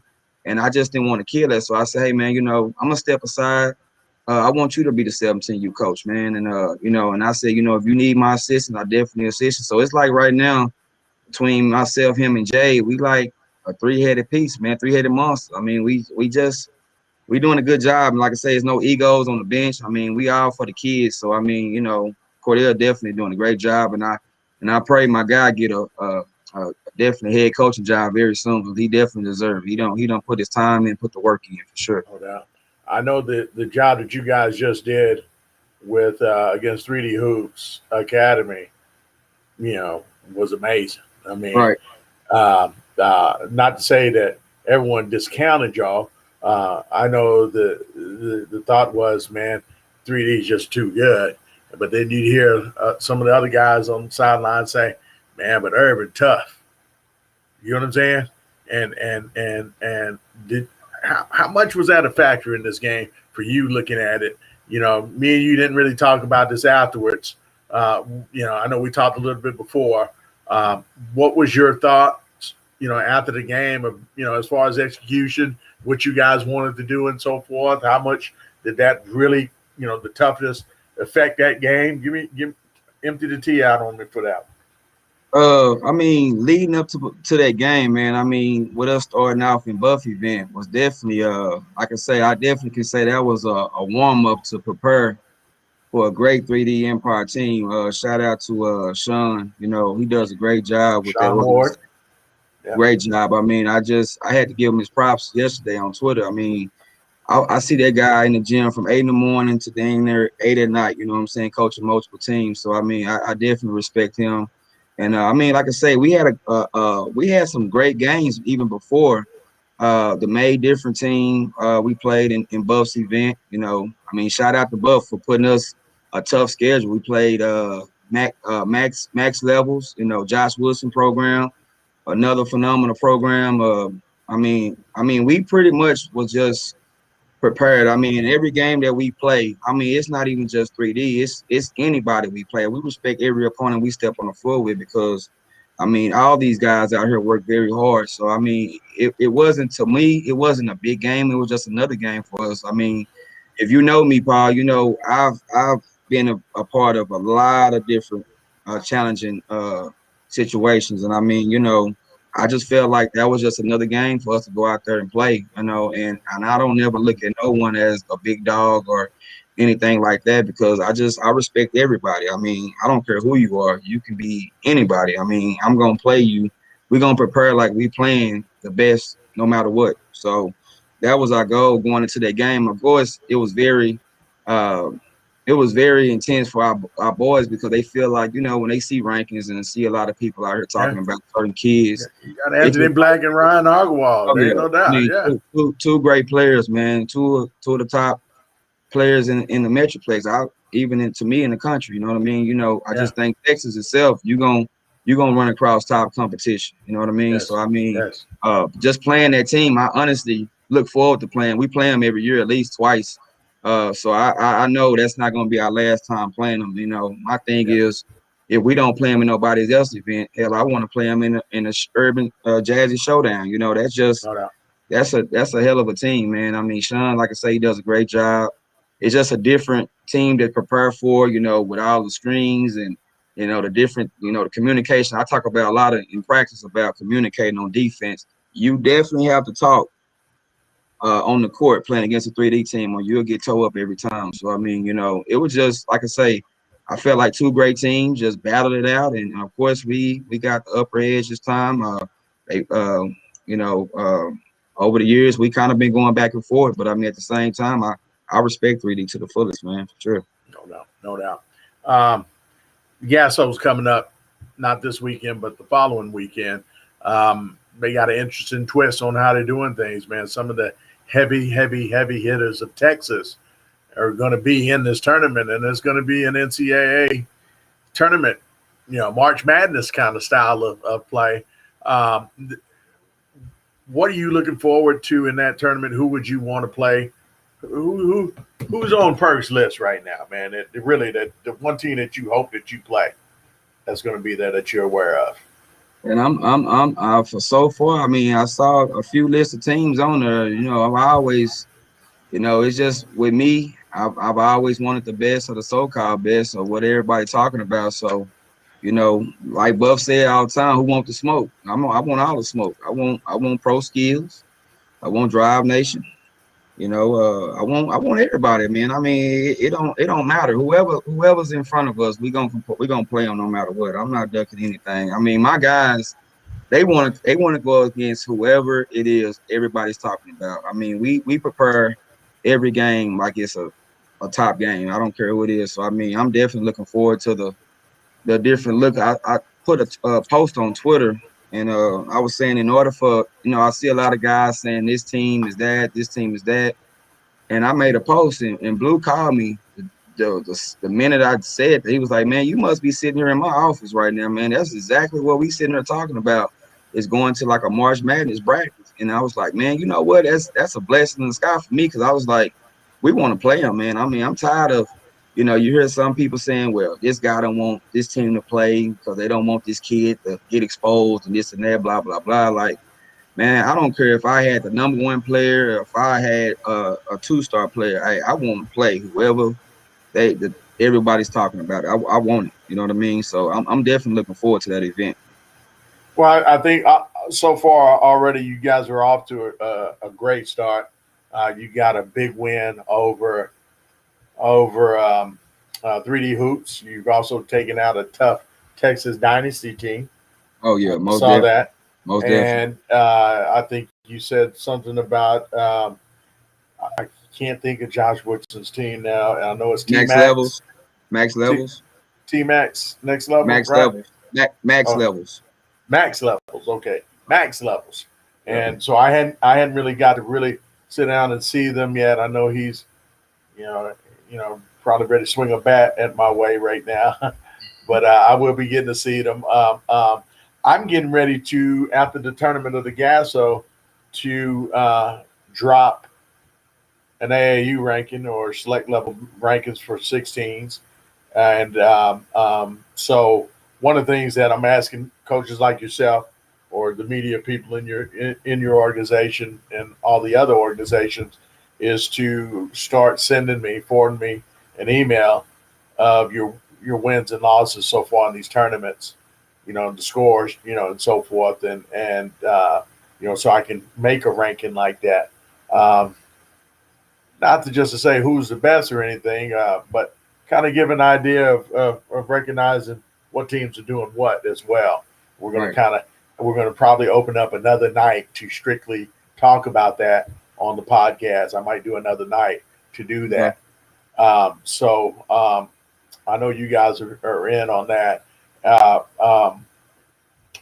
So that's some of the things we're talking about doing as well, and eventually end up having some of your players join us and get them some video in front of a microphone or camera style of interview right now, and help them with their speaking game as well. So those are some of the things that we're looking at future wise. You guys are next at the Gasso. Speaking of Jazzy, you kind of went into it a little bit about y'all's tournament. Give me the goods on that right quick. Let everybody know, you know, the dates and all. You have those available. So the Jazzy Showdown, we actually this year changed the name from King Arthur Classic. Like I say, we kind of wanted to make this year about Jazz and moving forward, and we just gonna continue to live his legacy. So we decided, myself and Jade, to change the name to the Jazzy Showdown First Annual Classic. And so that event will take place Duncanville Fieldhouse, June 4th through the 6th, and we definitely looking to make this a pretty top event. Okay. What can we expect as far as the, you know, I know you don't have just a total team list, but give me some of the top names that are already committed to you guys' tournament. I mean, Texas Impact, Dallas Showtime, Southern Assault, Houston Defenders, Beast Up, Dallas Mustangs. Man, I mean, Pro Skills. I can keep going, man. I mean, it's a lot. I mean, the team list right now overall, Urban ASAC. ASAC is like I say, not Urban ASAC. ASAC. I mean, I'm sorry, ASAC. Yes, ASAC, you know, yeah. Exactly. I mean, it's a lot of teams out there. I 3D Empire, Texas Dynasty. I was Max Levels. I mean, like I say, it's the DFW is. I mean, right now I just feel like DFW is very hot. We still trying to work on a couple of out of town, and like I say, we have a few out of towns. Like I said, I just don't remember offhand. I think overall right now we are already sitting at a total of like 88 teams so far. Oh wow! And we actually where's it going to be at, by the way? So right now it's at Duncanville Fairhouse, and we plan on possibly having our middle school location at South Oak Cliff High School. Okay. Okay. So like I say, it's definitely gonna be a showcase event. And we're gonna let the best of the best play each other. So, you know, I'm definitely keeping my eye on who all's matching up with who, and you know, because that Friday night, man, we got COLBERT Elite as well coming in. Stacey Houston got COLBERT Elite coming in. I can say it's a lot of teams, man. I can keep going. If I forget anybody, I apologize, but we have our list is pretty full. Gators Elite, you know, we got a lot of teams around. So I mean, it's definitely something for the community. Hard to name a lot of them. Yeah, I get that. Right, hard to name a lot of them, man. Hey man, how's my boy Dez doing right now? Talk to me about where Dez is at right now. Your little brother. So yeah, man, he's Argentina. He went to Argentina, and now he just got back a couple weeks ago, and he's actually have another opportunity. So he's finna get ready to go back out again.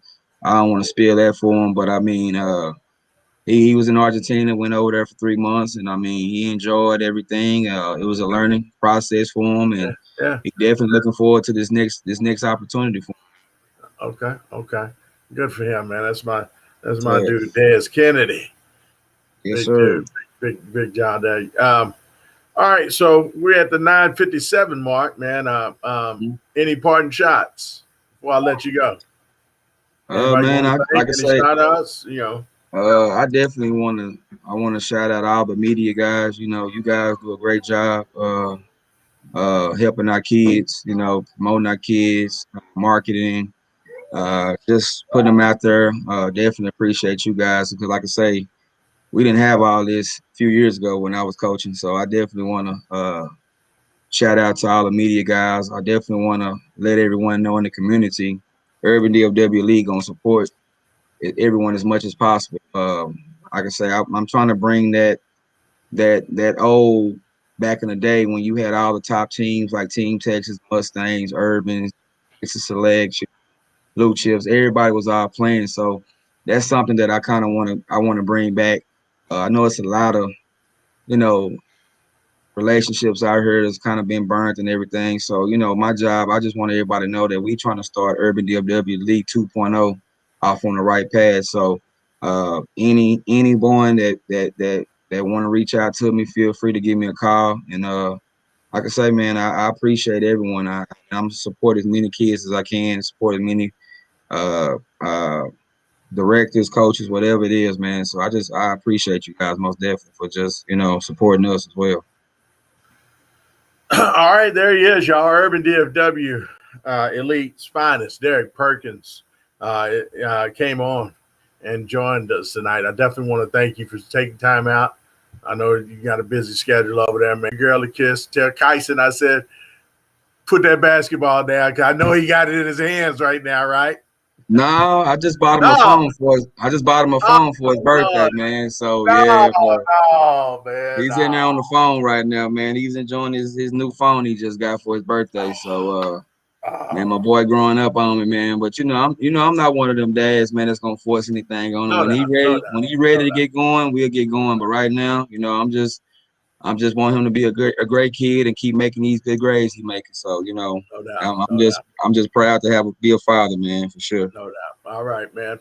There he is, man. Derek Perkins. Perk, definitely appreciate you again coming on, man.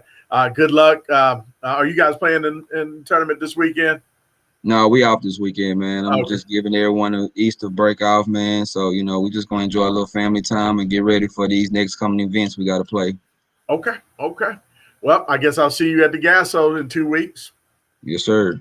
All right, man. Again, appreciate you coming on. You have a good evening, brother. Take care. You too, my man. All right, there he is, y'all. Derek Perkins, Urban DFW Elite co-director. He's helping out Miss Jade Colbert, who is the daughter of the late Jazzy Hartwell.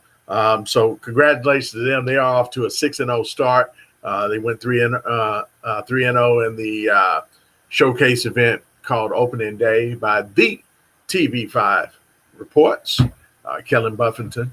Also, just Southern Assault's War Before the Storm tournament. They just went 3-0, knocked off, 3D Empire or 3D Hoops Academy. And they had a big win over Texas Dynasty as well. Shout outs, man, to my birthday list here. Ashley Elsley, happy birthday, Ma. I know it ain't today your birthday, but the other day it was your birthday. Definitely want to say happy birthday to T. Harmon, TD Harmon. That's my boy. Put that in right there. Davion Harmon's dad. Happy birthday to you. Zach Rodriguez, the head coach for Texas Dynasty. His birthday was, I think it was yesterday. Definitely want to, I guess it's birthday week. Y'all do your birthday week and all that. I hope it was a great day that you guys had. So definitely want to send special birthday shout outs to you guys. There it is. Tonight we had Mickey Miles, the mother of Mike Miles, the point guard at TCU, formerly of Lancaster High School. They won the state championship or went to the state championship last year during the COVID season of 2020. She gave us the rundown, if you will, on her life as a parent. Some pretty surprising things of a life of being a phenom. Definitely you can come back and look at these shows on YouTube and Twitter. I'll have the new show pinned up all week. And so you can go back and listen to this. The second guest, we had Bad Brad Hensley from Ball is Life. He gave us his view of the game from his lens, right? The video camera guy, Ball is Life. He came on and broke some stuff down for us, talked about some players that he enjoyed covering and so forth. A great conversation with him. And then finally, we wrapped it up with Coach Derek Perkins of Urban DFW Elite. So I hope you guys enjoyed the show. I definitely appreciate you guys coming on. Remember, go hit the share button on Facebook Live. Also on the YouTube channel. I need you guys to spread the word. Get it out to your friends. Right now, we're just doing strictly interviews for a few weeks till we kind of build the conversation up a little bit. Then we're going to move into topics, hot topics that's going to touch and ruffle up some feathers, if you will, about some of you parents and how you guys do things, some of you referees and how you do things, some of you tournament directors and how you do and don't do things, some of you coaches and AAU directors, how you do and don't do things the right way, if you will. Woo, losing my voice now. Let me get this swig right quick. So we're going to have roundtables and discussions and so forth as well with coaches, parents, referees. I've got a long list of college coaches that are going to be joining us here in the next couple of segments. So stay tuned for that. Again, this is going to be about basketball, period, from grassroots, the young pups, to middle school, to high school, to college, to the pros. I'm even going to have some pros and some current college players on. So get ready, fasten your seatbelt. I'm Paul Miranda, the Real Talk Nation, always trying to give you something new something fresh, and definitely going to keep it different from all the rest. Join me next week, 8 to 10 p.m. Central Standard Time, next Wednesday. We got another hot show going to be coming up for you. A couple of coaches right now on the dot. Pro Skills, yes. Jeff Webster is going to be joining us, and then I'll kind of announce during the week the other interviewees that will be coming on. Again, thank you for joining me. I hope you guys have a great evening. We out.